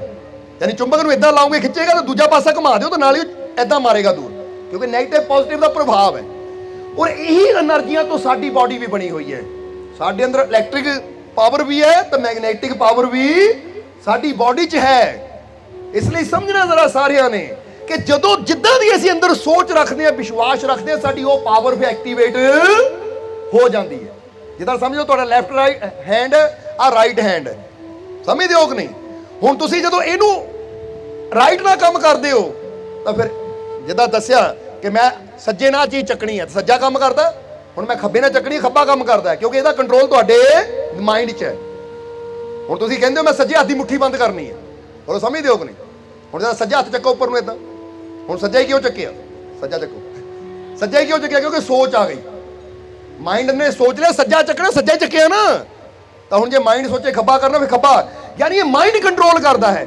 ਬਸ ਇਹ ਮਾਈਂਡ ਜਦੋਂ ਅਸੀਂ ਇੱਥੇ ਵਿਸ਼ਵਾਸ ਵਾਲੇ ਥੋਟ ਲਿਆਂਦੇ ਆ ਕਿ ਮੈਨੂੰ ਯਕੀਨ ਹੈ ਕਿ ਮੈਂ ਕਰ ਸਕਦਾ ਹਾਂ, ਮੈਨੂੰ ਯਕੀਨ ਹੈ ਮੁਸ਼ਕਿਲ ਦਾ ਹੱਲ ਹੋ ਸਕਦਾ ਹੈ, ਤਾਂ ਮਾਈਂਡ ਫਿਰ ਸਾਡੇ ਪੋਜ਼ਿਟਿਵ ਜਿਹੜੇ ਹੈ ਨਾ, ਸਮਝ ਲਓ ਰਾਈਟ ਪੋਜ਼ਿਟਿਵ ਸੈਲਸ ਨੂੰ ਐਕਟੀਵੇਟ ਕਰ ਦਿੰਦਾ, ਜਿੰਨਾ ਸਾਨੂੰ એનર્ਜੀ ਸ਼ਕਤੀ ਮਿਲਣੀ ਸ਼ੁਰੂ ਹੋ ਜਾਂਦੀ ਹੈ। ਤਾਂ ਜਦੋਂ ਸਾਡਾ ਮਾਈਂਡ ਸੋਚਦਾ ਹੈ ਕੰਮ ਬੜਾ ਔਖਾ ਹੈ, ਮੈਂ ਨਹੀਂ ਕਰ ਸਕਦਾ, ਇਹ ਮੁਸ਼ਕਿਲ ਬਹੁਤ ਬੜੀ ਹੈ, ਹੋ ਨਹੀਂ ਸਕਦੀ, ਤਾਂ ਫਿਰ ਸਾਡੇ ਨੈਗੇਟਿਵ ਸੈੱਲ ਜਿਹੜੇ ਹੈ ਉਹ ਚਾਰਜ ਹੁੰਦੇ, ਉਹ ਐਕਟਿਵ ਹੁੰਦੇ ਹੈ, ਉਹ ਸਾਨੂੰ ਵੀਕ ਕਰ ਦਿੰਦੇ ਹੈ, ਕਮਜ਼ੋਰ ਕਰ ਦਿੰਦੇ ਹੈ। ਹੁਣ ਤੁਸੀਂ ਕਮਜ਼ੋਰ ਬਣ ਕੇ ਜ਼ਿੰਦਗੀ ਜੀਣਾ ਚਾਹੁੰਦੇ ਹੋ ਜਾਂ ਬਹਾਦਰ ਬਣ ਕੇ? ਤਾਂ ਫਿਰ ਅੱਜ ਕਹਿ ਦਿਓ ਕੀ ਕਹਿਣਾ ਹੈ ਕਿ ਮੈਨੂੰ ਆਪਣੇ ਮਾਲਿਕ ਤੇ ਪੂਰਾ, ਕਿਉਂਕਿ ਜਦੋਂ ਵਿਸ਼ਵਾਸ ਦੀ ਗੱਲ ਹੁੰਦੀ ਹੈ ਤਾਂ ਸਾਡੇ ਪਲੱਸ ਵਾਲਾ ਯਾਨੀ ਪੋਜ਼ਿਟਿਵ ਜਿਹੜੇ ਸੈਲਸ ਹੈ ਉਹ ਐਕਟਿਵ ਹੋ ਜਾਂਦੇ ਆ। ਇਸ ਲਈ ਜਦੋਂ ਤੁਸੀਂ ਦੇਖੋਗੇ ਨਾ, ਹੁਣ ਫਰਜ਼ ਕਰੋ ਤੁਸੀਂ ਆਪ ਅੰਦਰ ਬੋਲ ਕੇ ਦੇਖਿਓ ਆਹ ਕੰਮ ਬੜਾ ਔਖਾ ਹੈ, ਮੇਰੇ ਤੋਂ ਨਹੀਂ ਹੋਣਾ, ਤਾਂ ਤੁਹਾਡੇ ਅੰਦਰ ਕੀ ਹੁੰਦਾ ਹੈ? ਤਾਂ ਜਦੋਂ ਤੁਸੀਂ ਕਹੋ ਲੈ ਕੰਮ ਬੇਸ਼ੱਕ ਔਖਾ ਹੋਵੇ ਪਰ ਮੈਂ ਕਰ ਸਕਦਾ ਹਾਂ ਕਿਉਂਕਿ ਮੈਨੂੰ ਆਪਣੇ ਆਪ ਤੇ ਤਾਂ ਆਪਣੇ ਮਾਲਿਕ ਤੇ ਪੂਰਾ, ਤਾਂ ਫਿਰ ਦੇਖੋ ਅੰਦਰ ਕੀ ਹੁੰਦਾ ਹੈ, ਫਰਕ ਪਤਾ ਲੱਗ ਜਾਂਦਾ ਸੋਚਣ ਦੇ ਨਾਲ ਹੀ। ਸਮਝਦੇ ਹੋ ਕਿ ਨਹੀਂ? ਇਸ ਲਈ ਅੱਜ ਤੋਂ ਜ਼ਿੰਦਗੀ ਨੂੰ ਖੁਸ਼ੀਆਂ ਨਾਲ ਭਰਨਾ ਹੈ ਤਾਂ ਆਪਣੇ ਜੀਵਨ ਦੀ ਸਾਰੀ ਨੈਗੇਟਿਵਿਟੀ ਇੱਥੇ ਛੱਡ ਜਾਓ। ਬੋਲੋ ਸਮਝਦੇ ਹੋ ਕਿ ਨਹੀਂ? ਅੱਜ ਤੋਂ ਕਦੀ ਨਾ ਸੋਚੋ ਆਹ ਕੰਮ ਨਹੀਂ ਹੋਣਾ ਜਾਂ ਮੇਰਾ ਆਹ ਕੰਮ ਨਹੀਂ ਬਣਨਾ ਜਾਂ ਮੈਂ ਆਹ ਕੰਮ, ਕਿਉਂਕਿ ਕਈ ਵਾਰ ਦੇਖਿਆ ਬੰਦਾ ਕੰਮ ਸ਼ੁਰੂ ਨਹੀਂ ਕਰਦਾ ਤਾਂ ਸੋਚਣ ਪਹਿਲੇ ਲੱਗਦਾ ਪਤਾ ਨਹੀਂ ਚੱਲਣਾ ਜਾਂ ਨਹੀਂ ਚੱਲਣਾ। ਪਹਿਲੀ ਨੈਗੇਟਿਵਿਟੀ ਹੈ ਤਾਂ એનર્ਜੀ ਆਣੀ ਕਿੱਥੋਂ ਹੈ? ਜੇ ਇੱਕ ਖਿਡਾਰੀ ਪਹਿਲੇ ਹੀ ਸੋਚ ਲਵੇ ਉਹ ਮੈਂ ਮੈਚ ਜਿੱਤਣਾ ਹੀ ਨਹੀਂ ਹੈ, ਮੈਂ ਤਾਂ ਹਾਰਨਾ ਹੀ ਹੈ, ਤਾਂ ਉਹ ਕਦੀ ਜਿੱਤ ਸਕੇਗਾ ਹੀ ਨਹੀਂ, ਕਿਉਂਕਿ ਪਹਿਲੀ ਨੈਗੇਟਿਵਿਟੀ ਉਹਦੇ ਅੰਦਰ ਹੈ। ਬੋਲੋ ਸਮਝਦੇ ਹੋ ਕਿ ਨਹੀਂ? ਤੇ ਇੱਕ ਸੋਚਦਾ ਹੈ ਕਿ ਠੀਕ ਹੈ ਅਗਲੀ ਟੀਮ ਚਾਹੇ ਜਿੱਦਾਂ ਦੀ ਮਰਜ਼ੀ ਆ ਪਰ ਮੈਂ ਪੂਰਾ ਜ਼ੋਰ ਲਗਾਣਾ, ਜਿੱਤ ਕੇ ਜਾਣਾ ਅੱਜ ਮੈਂ, ਉਹ ਕੋਸ਼ਿਸ਼ ਵੀ ਪੂਰੀ ਕਰੇਗਾ ਕਿ ਨਹੀਂ? ਕਿਉਂਕਿ ਪੂਰੀ ਕੋਸ਼ਿਸ਼ ਹੀ ਉਦੋਂ ਹੁੰਦੀ ਜਦੋਂ ਸਾਡੇ ਅੰਦਰ ਪੋਜ਼ਿਟਿਵਿਟੀ ਹੋਵੇ, ਤਾਂ ਜੇ ਪਹਿਲੀ ਸਾਡੇ ਅੰਦਰ ਨੈਗੇਟਿਵਿਟੀ ਹੋਵੇ ਤਾਂ ਕੋਸ਼ਿਸ਼ ਵੀ ਸਾਡੀ ਅਧੂਰੀ ਹੁੰਦੀ ਹੈ। ਤੇ ਕਦੀ ਕਰਕੇ ਦੇਖਣਾ, ਕਦੀ ਸੋਚ ਕੇ ਦੇਖਣਾ, ਵਿਚਾਰ ਕਰਕੇ ਦੇਖਣਾ, ਕਦੀ ਮੈਂ ਨਹੀਂ ਕਰ ਸਕਦਾ, ਉਹ ਕੋਸ਼ਿਸ਼ ਵੀ ਸਾਡੀ ਫਿਰ 50-50 ਹੁੰਦੀ ਹੈ। ਮੈਂ ਕਰ ਸਕਦਾ ਹਾਂ, ਮੈਂ ਕਰਨ ਦੀ ਕੋਸ਼ਿਸ਼ ਕਰਨੀ ਹੈ, ਠੀਕ ਹੈ ਔਖਾ ਆ ਪਰ ਮੈਂ ਕਰ ਸਕਦਾ ਹਾਂ ਕਿਉਂਕਿ ਮੇਰਾ ਮਾਲਿਕ ਮੇਰੇ। ਫਿਰ ਸੋਚ ਦੇਖੋ, ਫਿਰ ਬੰਦਾ એનર્ਜੀ ਵੀ ਤਾਕਤ ਵੀ ਪੂਰੀ ਲਾ ਦਿੰਦਾ ਹੈ। ਸਮਝਦੇ ਹੋ ਕਿ ਨਹੀਂ? ਜਿੱਦਾਂ ਕਈ ਵਾਰ ਇੱਕ ਘਟਨਾ ਦੱਸੀ ਦੀ ਹੈ, ਕਦੀ ਕਿਸੇ ਨੂੰ ਸ਼ਾਇਦ ਜਾਣ ਦਾ ਮੌਕਾ ਮਿਲਿਆ ਕਿ ਪਰਾਸ਼ਰ ਲੇਕ ਪੈਂਦੀ ਹੈ ਹਿਮਾਚਲ 'ਚ, ਇਹ ਨਾ ਕੁੱਲੂ ਔਰ ਮੰਡੀ ਦੇ ਵਿਚਕਾਰ ਇੱਕ ਸਾਈਡ ਨੂੰ ਰਸਤਾ ਜਾਂਦਾ ਹੈ। ਪਰਾਸ਼ਰ ਲੇਕ ਪਰਾਸ਼ਰ ਰਿਸ਼ੀ ਦਾ ਮੰਦਿਰ ਹੈ, ਜਰਾ ਸਮਝਣਾ। ਗਿਆ ਕੋਈ ਉੱਥੇ ਪਰਾਸ਼ਰ ਲੇਕ? ਸਾਡੇ ਨਾਲ ਤਾਂ ਗਏ ਹੋਣੇ ਨਾ। ਪਰਾਸ਼ਰ ਲੇਕ ਜਦੋਂ ਗਏ ਨਾ, ਉੱਥੇ ਇੱਕ ਪਰਾਸ਼ਰ ਰਿਸ਼ੀ ਹੋਏ ਜਿਨ੍ਹਾਂ ਨੇ ਬੜੀ ਭਗਤੀ ਕੀਤੀ, ਉੱਥੇ ਉਹਨਾਂ ਦਾ ਮੰਦਿਰ ਹੈ, ਯਾਨੀ ਜਿੱਥੇ ਬਹਿ ਕੇ ਉਹਨਾਂ ਤਪ ਕੀਤਾ ਸੀ। ਉੱਥੇ ਇੱਕ ਲੇਕ ਬਣੀ ਹੋਈ ਹੈ, ਛੋਟਾ ਜਿਹਾ ਝੀਲ ਹੈ। ਹੁਣ ਜਦੋਂ ਤੁਸੀਂ ਪਰਾਸ਼ਰ ਲੇਕ ਮੰਦਿਰ ਦੇ ਸਾਹਮਣੇ ਖੜਦੇ ਹੋ ਨਾ, ਖੱਬੇ ਪਾਸੇ ਦੇਖਦੇ ਹੋ, ਯਾਨੀ ਇੱਧਰ ਮੰਦਿਰ ਹੈ, ਸਾਹਮਣੇ ਝੀਲ ਹੈ, ਖੱਬੇ ਪਾਸੇ ਦੇਖਦੇ ਹੋ ਤਾਂ ਬੜਾ ਉੱਚਾ ਪਹਾੜ ਹੈ, ਲੈਫਟ ਸਾਈਡ ਬੜਾ ਉੱਚਾ ਪਹਾੜ ਹੈ। ਮਾਸਟਰ ਤੁਸੀਂ ਵੀ ਗਏ ਹੋਣੇ ਨਾ, ਬੜਾ ਉੱਚਾ, ਉੱਥੇ ਖੜ ਕੇ ਦੇਖੋਗੇ ਬੜਾ ਉੱਚਾ ਪਹਾੜ, ਔਰ ਦੇਖਣ ਨੂੰ ਲੱਗਦਾ ਲੈ ਵੀ ਬੜਾ ਉੱਚਾ ਹੈ, ਚੜ੍ਹਨਾ ਔਖਾ ਹੈ। ਪਰ ਅਸੀਂ ਖੜੇ ਖੜੇ ਨਾ, ਜਿੰਨੇ ਕਿ ਸਾਡੇ 30-40 ਜਣੇ ਸੀਗੇ ਨਾਲ, ਜਿੰਨੇ ਵੀ ਜੀਵ ਗਏ ਸੀ, ਇਹੀ ਕਿ ਚਲੋ ਬਈ ਇੱਥੋਂ ਖੜੇ ਨਾ ਦੌੜ ਕੇ ਪਹਾੜ ਚੜ੍ਹਨਾ ਹੈ, ਦੇਖਣਾ ਕਿੰਨੇ ਮਿੰਟਾਂ ਚੜ੍ਹਦੇ ਆ। ਅਸੀਂ ਟਾਈਮ ਲਾਇਆ ਕਿੰਨਾ, ਅਸੀਂ ਟਾਈਮ ਆਪਣੀ ਘੜੀ ਤੇ ਸੈੱਟ ਕੀਤਾ, ਸਟਾਪ ਵਾਚ ਲਗਾਈ ਕਿ ਅੱਧੇ ਘੰਟੇ ਦਾ ਟਾਈਮ ਲੈਣਾ, ਅੱਧੇ ਘੰਟੇ ਤੋਂ 45 ਮਿੰਟ ਦੀ ਕੋਸ਼ਿਸ਼ ਕਰਨੀ ਹੈ। ਪਹਾੜ ਬਹੁਤ ਉੱਚਾ ਲੱਗਦਾ ਦੇਖਣ ਨੂੰ, ਪਰ ਜਦੋਂ ਤੋਂ ਦੌੜ ਸ਼ੁਰੂ ਕੀਤੀ ਨਾ, ਤਾਂ ਇਹ ਮਜ਼ਾਕ ਦੀ ਗੱਲ ਨਹੀਂ ਹੈ। ਜਦੋਂ ਦੌੜ ਸ਼ੁਰੂ ਕੀਤੀ ਤਾਂ 15 ਮਿੰਟਾਂ 'ਚ ਅਸੀਂ ਸਿਖਰ ਤੇ ਪਹੁੰਚ ਗਏ ਸੀ। ਕਹੀ ਕਿ ਕਮਾਲ ਦੀ ਗੱਲ ਦੇਖੋ, ਉੱਥੇ ਖੜ ਕੇ ਦੇਖਣ ਨੂੰ ਲੱਗਦਾ ਬੜਾ ਔਖਾ ਹੈ, ਉੱਚਾ ਹੈ, ਪਰ ਜਦੋਂ ਸ਼ੁਰੂ ਕਰ ਦਿੱਤਾ ਤਾਂ ਬੜਾ ਸੌਖਾ ਲੱਗਿਆ। ਤਾਂ ਕੰਮ ਹੀ ਬੜਾ ਸੌਖਾ ਸੀ ਇਹ। ਔਰ ਉੱਪਰ ਖੜ ਕੇ ਥੱਲੇ ਦੇਖਿਆ, ਉਹ ਨਿੱਕੀ ਜਿਹੀ ਝੀਲ ਲੱਗਦੀ ਹੈ। ਜਰਾ ਹੁਣ ਸਮਝਣਾ ਸਾਰਿਆਂ ਨੇ ਕਿ ਕਈ ਵਾਰ ਕੀ ਹੁੰਦਾ, ਜੇ ਪਹਿਲੇ ਹੀ ਅਸੀਂ ਮੰਨ ਲਈਏ ਤਾਂ ਕਈ ਉੱਥੇ ਇਦਾਂ ਦੇ ਵੀ ਸੀਗੇ, ਨਹੀਂ ਬੜਾ ਔਖਾ ਹੈ, ਸਾਡੇ ਤੋਂ ਨਹੀਂ ਚੜ੍ਹਨ, ਉਹ ਗਏ ਨਹੀਂ, ਉਹ ਬੈਠੇ ਰਹੇ ਉੱਥੇ, ਕਿਉਂਕਿ ਜਦੋਂ ਪਹਿਲੇ ਹੀ ਮੰਨ ਲਿਆ ਮੈਂ ਨਹੀਂ ਕਰ ਸਕਦਾ, ਤਾਂ ਫੇਰ ਕਦੀ ਕਹਿ ਦਿਓ ਹੋਣਾ ਹੀ ਨਹੀਂ ਹੈ। ਜੇ ਅੱਜ ਤੁਹਾਡੇ ਜੀਵਨ 'ਚ ਕੋਈ ਦੁੱਖ ਹੈ, ਪੀੜਾ ਹੈ ਨਾ, ਜੇ ਪਹਿਲੇ ਹੀ ਮੰਨ ਲਿਆ ਕਿ ਹਾਏ ਇਹ ਪਤਾ ਨਹੀਂ ਦੁੱਖ ਦੂਰ ਹੋਣਾ ਜਾਂ ਨਹੀਂ ਹੋਣਾ, ਤਾਂ ਫਿਰ ਉਹ ਹੋਣਾ ਹੀ ਨਹੀਂ, ਉੱਥੇ ਰੁਕ ਜਾਣਾ ਉਹ। ਤਾਂ ਜੇ ਅੱਜ ਹੀ ਅਸੀਂ ਮੰਨ ਲਿਆ ਕਿ ਮੈਨੂੰ ਆਪਣੇ ਮਾਲਿਕ ਤੇ ਪੂਰਾ, ਕਿ ਮੇਰੇ ਹਰ ਦੁੱਖ ਦਾ ਹੱਲ ਹੋਏਗਾ, ਮੇਰੀ ਹਰ ਮੁਸੀਬਤ ਦੂਰ, ਕਿਉਂਕਿ ਮੇਰਾ ਮਾਲਿਕ ਮੇਰੇ ਨਾਲ ਹੈ, ਉਹ ਕੋਸ਼ਿਸ਼ ਕਰਕੇ ਤਾਂ ਦੇਖੋ। ਬੋਲੋ ਸਮਝਦੇ ਹੋ ਕਿ ਨਹੀਂ? ਨਿਰਾਸ਼ ਹੋ ਕੇ ਵੀ ਤਾਂ ਬੈਠੇ ਹੀ ਆ, ਇੱਕ ਵਾਰ ਕੋਸ਼ਿਸ਼ ਕਰਕੇ ਦੇਖ ਲਈਏ, ਫਿਰ ਪਤਾ ਲੱਗੇਗਾ ਨਾ। ਜੇ ਬੰਦਾ ਕਹੇ ਵਿਸ਼ਵਾਸ ਨਾਲ ਕੀ ਹੁੰਦਾ, ਭਾਈ ਅੱਜ ਤੱਕ ਨਹੀਂ ਕੀਤਾ ਤਾਂ ਜੋ ਹੋਇਆ ਤੇਰੇ ਨਾਲ ਹੋਇਆ, ਹੁਣ ਇੱਕ ਵਾਰ ਕਰਕੇ ਦੇਖ ਲੈ, ਫਿਰ ਦੇਖ ਕੀ ਹੁੰਦਾ ਹੈ। ਫਰਕ ਤਾਂ ਉਦੋਂ ਪਤਾ ਲੱਗਦਾ ਜਦੋਂ ਬੰਦਾ ਕਿਸੇ ਚੀਜ਼ ਨੂੰ ਅਜਮਾ ਕੇ ਦੇਖਦਾ ਹੈ, ਫਿਰ ਆਪਣੇ ਆਪ ਫੀਲ ਹੋਏਗਾ। ਇਸ ਲਈ ਬਹੁਤ ਇਦਾਂ ਦੀਆਂ ਘਟਨਾਵਾਂ ਹੈ, ਬਹੁਤ ਇਦਾਂ ਦੀਆਂ ਚੀਜ਼ਾਂ ਹੈ ਕਿ ਜਦੋਂ ਇਨਸਾਨ ਪ੍ਰੇਮ ਨਾਲ, ਵਿਸ਼ਵਾਸ ਨਾਲ ਸਤਸੰਗ 'ਚ ਆ ਕੇ ਬੈਠਾ, ਤਾਂ ਸਤਸੰਗ 'ਚ ਬੈਠਣ ਦੇ ਨਾਲ ਹੀ ਬਾਅਦ ਵਿੱਚ ਉਹਨਾਂ ਫੀਲ ਕੀਤਾ ਕਿ ਮੇਰੇ ਕਈ ਦੁੱਖ ਤਾਂ ਉਦੋਂ ਹੀ ਦੂਰ ਹੋ ਗਏ, ਮੈਂ ਤੇ ਉਦੋਂ ਹੀ ਰਹਿਮਤਾਂ ਹੋ ਗਈ। ਅਸੀਂ ਕਈ ਇਦਾਂ ਦੀਆਂ ਮਿਸਾਲਾਂ ਦੇ ਵੀ ਸਕਦੇ ਹਾਂ, ਜਾਂ ਦੱਸੀ ਦੀਆਂ ਵੀ ਹੈ ਕਿ ਕਈਆਂ ਦੇ ਪੇਟ 'ਚ ਗੱਠ ਸੀਗੀ। ਇੱਕ ਜੀਵ ਨਾ ਸਾਲਾਨਾ 11ਵੀਂ ਪਿੱਛੇ 27 ਮਾਰਚ ਨੂੰ ਗਈ, ਇੰਗਲੈਂਡ ਤੋਂ ਆਇਆ ਜੀਵ, ਬਲਵਿੰਦਰ ਉਹਦਾ ਨਾਮ ਸੀ, ਸਾਲਾਨਾ 11ਵੀਂ ਤੇ ਸਪੈਸ਼ਲ ਆਇਆ। ਉਹ ਆਇਆ 11ਵੀਂ ਤੇ ਸਾਲਾਨਾ 11ਵੀਂ ਸਤਸੰਗ ਸੁਣਿਆ, ਔਰ ਉਸ ਤੋਂ ਬਾਅਦ ਉਹ ਜਦੋਂ ਵਾਪਸ ਗਿਆ ਨਾ ਇੰਗਲੈਂਡ ਜਾ ਕੇ, ਉਹਨਾਂ ਸਨੀ ਨੂੰ ਫੋਨ ਕੀਤਾ, ਕਹਿੰਦਾ ਮੈਂ ਇੱਕ ਗੱਲ ਤਾਂ, ਕਿਉਂਕਿ ਅਗਲੇ ਦਿਨ ਹੀ 1-2 ਦਿਨਾਂ ਬਾਅਦ ਉਹਦੀ ਫਲਾਈਟ ਸੀ, ਇਸ ਲਈ ਉਹ 27 ਨੂੰ ਸ਼ਾਮ ਨੂੰ ਹੀ ਚਲਾ ਗਿਆ ਇਜਾਜ਼ਤ ਲੈ ਕੇ ਕਿ ਅਗਲੇ ਦਿਨ ਮੈਂ ਸ਼ਾਇਦ ਜਾਣਾ ਆ। ਇੰਗਲੈਂਡ ਜਾ ਕੇ ਉਹਨਾਂ ਫੋਨ ਕੀਤਾ ਸਨੀ ਨੂੰ ਕਿ ਸਨੀ ਵੀਰੇ ਮਾਲਕਾਂ ਨੂੰ ਦੱਸ ਦੇਂ ਕਿ ਮੇਰੇ ਨਾ ਪੇਟ 'ਚ ਗੱਟੀ ਸੀ, ਮੈਂ ਤੋਂ ਬੈਠ ਨਹੀਂ ਹੁੰਦਾ ਸੀ, ਮੈਂ ਜ਼ਮੀਨ ਤੇ ਬੈਠ ਹੀ ਨਹੀਂ ਸਕਦਾ ਸੀ, ਪਰ ਮਾਲਕਾਂ ਦੇ ਸਤਸੰਗ 'ਚ ਬੈਠਾ ਤਾਂ ਸਤਸੰਗ 'ਚ ਹੀ ਮਾਲਕਾਂ ਨੇ ਕਿਹਾ ਕਿ ਕਹਿ ਦਿਓ ਮੇਰੇ ਸਾਰੇ ਦੁੱਖ ਦੂਰ, ਮੇਰੇ ਸਾਰੇ ਦੁੱਖ ਦੂਰ। ਕਹਿੰਦਾ ਮੈਂ ਤਾਂ ਆ ਕੇ ਆਪਰੇਸ਼ਨ ਕਰਾਉਣਾ ਸੀ, ਸ਼ਾਇਦ ਡਾਕਟਰਾਂ ਕੋਲ ਟਾਈਮ ਵੀ ਲਿਆ ਸੀ, ਪਰ ਮੈਂ ਜਦੋਂ ਇੱਥੇ ਆ ਕੇ ਦੇਖਿਆ ਤਾਂ ਮੇਰੀ ਉਹ ਗੱਟੀ ਹੈ ਨਹੀਂ, ਖਤਮ ਹੋ ਗਈ, ਮੈਂ ਠੀਕ ਹਾਂ। ਕਹਿੰਦਾ ਹੁਣ ਹੈ ਹੀ ਨਹੀਂ ਪ੍ਰੋਬਲਮ। ਕਹਿੰਦਾ ਮੈਂ ਹੈਰਾਨ ਸੀ ਕਿ ਇੰਨੀ ਦੇਰ ਬੈਠ ਕਿੱਦਾਂ ਗਿਆ ਉੱਥੇ। ਸੋ ਦੱਸਣਾ ਕੀ ਚਾਹੁੰਦੇ ਆ ਤੁਹਾਨੂੰ ਕਿ ਅਗਰ ਕੋਈ ਦੁੱਖ, ਕੋਈ ਪ੍ਰੋਬਲਮ, ਕੋਈ ਪਰੇਸ਼ਾਨੀ ਹੈ ਨਾ, ਅਗਰ ਇਨਸਾਨ ਵਿਸ਼ਵਾਸ ਰੱਖੇ, ਤਾਂ ਅਸੀਂ ਕਈ ਵਾਰ ਕਹੀਦਾ ਹੈ ਕਿ ਜਿਹੜਾ ਪ੍ਰਮਾਤਮਾ, ਜਿਹੜਾ ਪ੍ਰਭੂ ਸਾਨੂੰ ਬਣਾ ਸਕਦਾ ਹੈ, ਉਹ ਸਾਡੇ ਅੰਦਰ ਕੋਈ ਵਿਗਾੜ ਆ ਜਾਵੇ, ਸਾਡੇ ਅੰਦਰ ਕੋਈ ਪ੍ਰੋਬਲਮ ਆ ਜਾਵੇ, ਉਹਨੂੰ ਠੀਕ ਵੀ ਉਹ ਕਰ ਸਕਦਾ ਹੈ। ਬੋਲੋ ਸਮਝਦੇ ਹੋ ਕਿ ਨਹੀਂ? ਨਹੀਂ ਤਾਂ ਆਪ ਸੋਚ ਕੇ ਦੇਖੋ ਕਿ ਮੈਨੂੰ ਬਣਾਇਆ ਕਿਹਨਾਂ ਹੈ। ਅੱਜ ਬੰਦਾ ਕਹਿੰਦਾ ਜੀ ਡਾਕਟਰ ਆ ਕਹਿੰਦੇ, ਸਾਇੰਸ ਆ ਕਹਿੰਦੀ, ਠੀਕ ਹੈ, ਸਾਇੰਸ ਜੋ ਕਹਿ ਰਹੀ ਹੈ ਆਪਣੀ ਸਮਝ ਨਾਲ ਕਹਿ ਰਹੀ ਹੈ, ਪਰ ਉਹਦੀ ਰਹਿਮਤ ਨੂੰ ਤਾਂ ਕੋਈ ਸਮਝ ਸਕਦਾ ਹੀ ਨਹੀਂ ਹੈ, ਕਿਉਂਕਿ ਕਹਿੰਦੇ ਨਾ ਤੂੰ ਸਮਰੱਥ ਵੱਡਾ, ਮੇਰੀ ਮਤ ਥੋੜੀ ਰਾਮ। ਉਹਦੀ ਰਹਿਮਤ ਨੂੰ ਸਮਝਣਾ ਇਹ ਬੁੱਧੀ ਦਾ ਕੰਮ ਨਹੀਂ ਹੈ। ਉਹਦੀ ਰਹਿਮਤ ਤਾਂ ਉੱਥੇ ਵੀ ਕੰਮ ਕਰਦੀ ਜਿੱਥੇ ਬੰਦਾ ਸੋਚ ਨਹੀਂ ਸਕਦਾ। ਬੋਲੋ ਸਮਝਦੇ ਹੋ ਕਿ ਨਹੀਂ? ਇਸ ਲਈ ਜਰਾ ਸੋਚ ਕੇ ਦੇਖੋ, ਨਹੀਂ ਤਾਂ ਇੱਕ ਜਰਾ ਹੁਣ ਗੌਰ ਕਰਨਾ, ਨਹੀਂ ਤਾਂ ਅਸੀਂ ਕਹਾਂਗੇ ਕਿ ਇੱਕ ਚੀਜ਼ ਤੇ ਕਦੀ ਆਪ ਹੀ ਵਿਚਾਰ ਕਰਕੇ ਦੇਖਿਓ ਤੁਸੀਂ ਕਿ ਮੈਨੂੰ ਬਣਾਇਆ ਕਿਸ ਨੇ। ਜਦੋਂ ਮਾਂ ਦੇ ਗਰਭ 'ਚ ਹੁੰਦਾ ਉੱਥੇ ਕੌਣ ਮੈਨੂੰ ਬਣਾਉਂਦਾ ਹੈ? ਇੱਕੋ ਹੀ ਤਾਕਤ ਹੈ ਨਾ ਜਿਹੜੀ ਉੱਥੇ ਮੈਨੂੰ ਬਣਾ ਸਕਦੀ ਹੈ, ਜਿਹੜੀ ਹਰ ਚੀਜ਼ ਵਿੱਚ ਪੈਦਾ ਕਰ ਸਕਦੀ ਹੈ। ਹਾਰਟ ਉਹਨੇ ਬਣਾਇਆ, ਅੱਖਾਂ, ਇਸ ਮੇਰੀ ਪੂਰੀ ਬਾਡੀ ਦਾ ਹਰ ਪਾਰਟ ਉਹਨੇ ਬਣਾਇਆ ਹੈ। ਤਾਂ ਜਿਹੜਾ ਬਣਾਉਣ ਵਾਲਾ ਜੇ ਬਾਡੀ ਦੇ ਕਿਸੇ ਪਾਰਟ 'ਚ ਮਾੜੀ ਮੋਟੀ ਪ੍ਰੋਬਲਮ ਆ ਜਾਵੇ, ਠੀਕ ਵੀ ਉਹਨੂੰ ਕਰ ਸਕਦਾ। ਬਸ ਥੋੜਾ ਵਿਸ਼ਵਾਸ ਚਾਹੀਦਾ ਹੈ, ਥੋੜਾ ਆਪਣੇ ਆਪ ਦੇ ਅੰਦਰ। ਔਰ ਫਿਰ ਨਾਲ ਇਹ ਵੀ ਕਵਾਂਗੇ ਕਿ ਬੰਦਾ ਕਵੇ ਮੇਰੇ ਅੰਦਰ ਆ ਪ੍ਰੋਬਲਮ ਹੈ, ਮੈਨੂੰ ਵਿਸ਼ਵਾਸ ਹੈ ਠੀਕ ਹੋ ਜਾਣਾ, ਪਰ ਕਰੀ ਬੁਰਾਈ ਜਾਵੇ। ਇਹ ਵੀ ਗੱਲ ਯਾਦ ਰੱਖਣਾ, ਕਿਉਂਕਿ ਉਹਦੀ ਰਹਿਮਤ ਲੈਣ ਵਾਸਤੇ ਆਪਣੇ ਆਪ ਨੂੰ ਥੋੜਾ ਉਹਦੇ ਨਿਯਮਾਂ ਤੇ ਵੀ ਚਲਾਉਣਾ ਪੈਂਦਾ। ਜਿੱਦਾਂ ਡਾਕਟਰ ਕਹਿੰਦੇ ਨਾ ਦਵਾਈ ਵੀ ਖਾ, ਨਾਲ ਨਾਲ ਪਰਹੇਜ਼ ਵੀ ਕਰ। ਬੋਲੋ ਸਮਝਦੇ ਹੋ ਕਿ ਨਹੀਂ? ਵਿਸ਼ਵਾਸ ਤਾਂ ਕਰਨਾ ਹੀ ਆ, ਨਾਲ ਨਾਲ ਗਾਲੀ ਗਲੋਚ ਕਰਨਾ, ਝਗੜੇ ਕਰਨੇ, ਨਫ਼ਰਤ ਕਰਨੀ, ਇਹ ਵੀ ਬੰਦ ਕਰਨੀ ਪੈਣੀ ਹੈ, ਕਿਉਂਕਿ ਉਹਦੀਆਂ ਰਹਿਮਤਾਂ ਨੂੰ ਕਿੱਦਾਂ ਹਾਸਲ ਕਰ ਸਕਦੇ ਆ।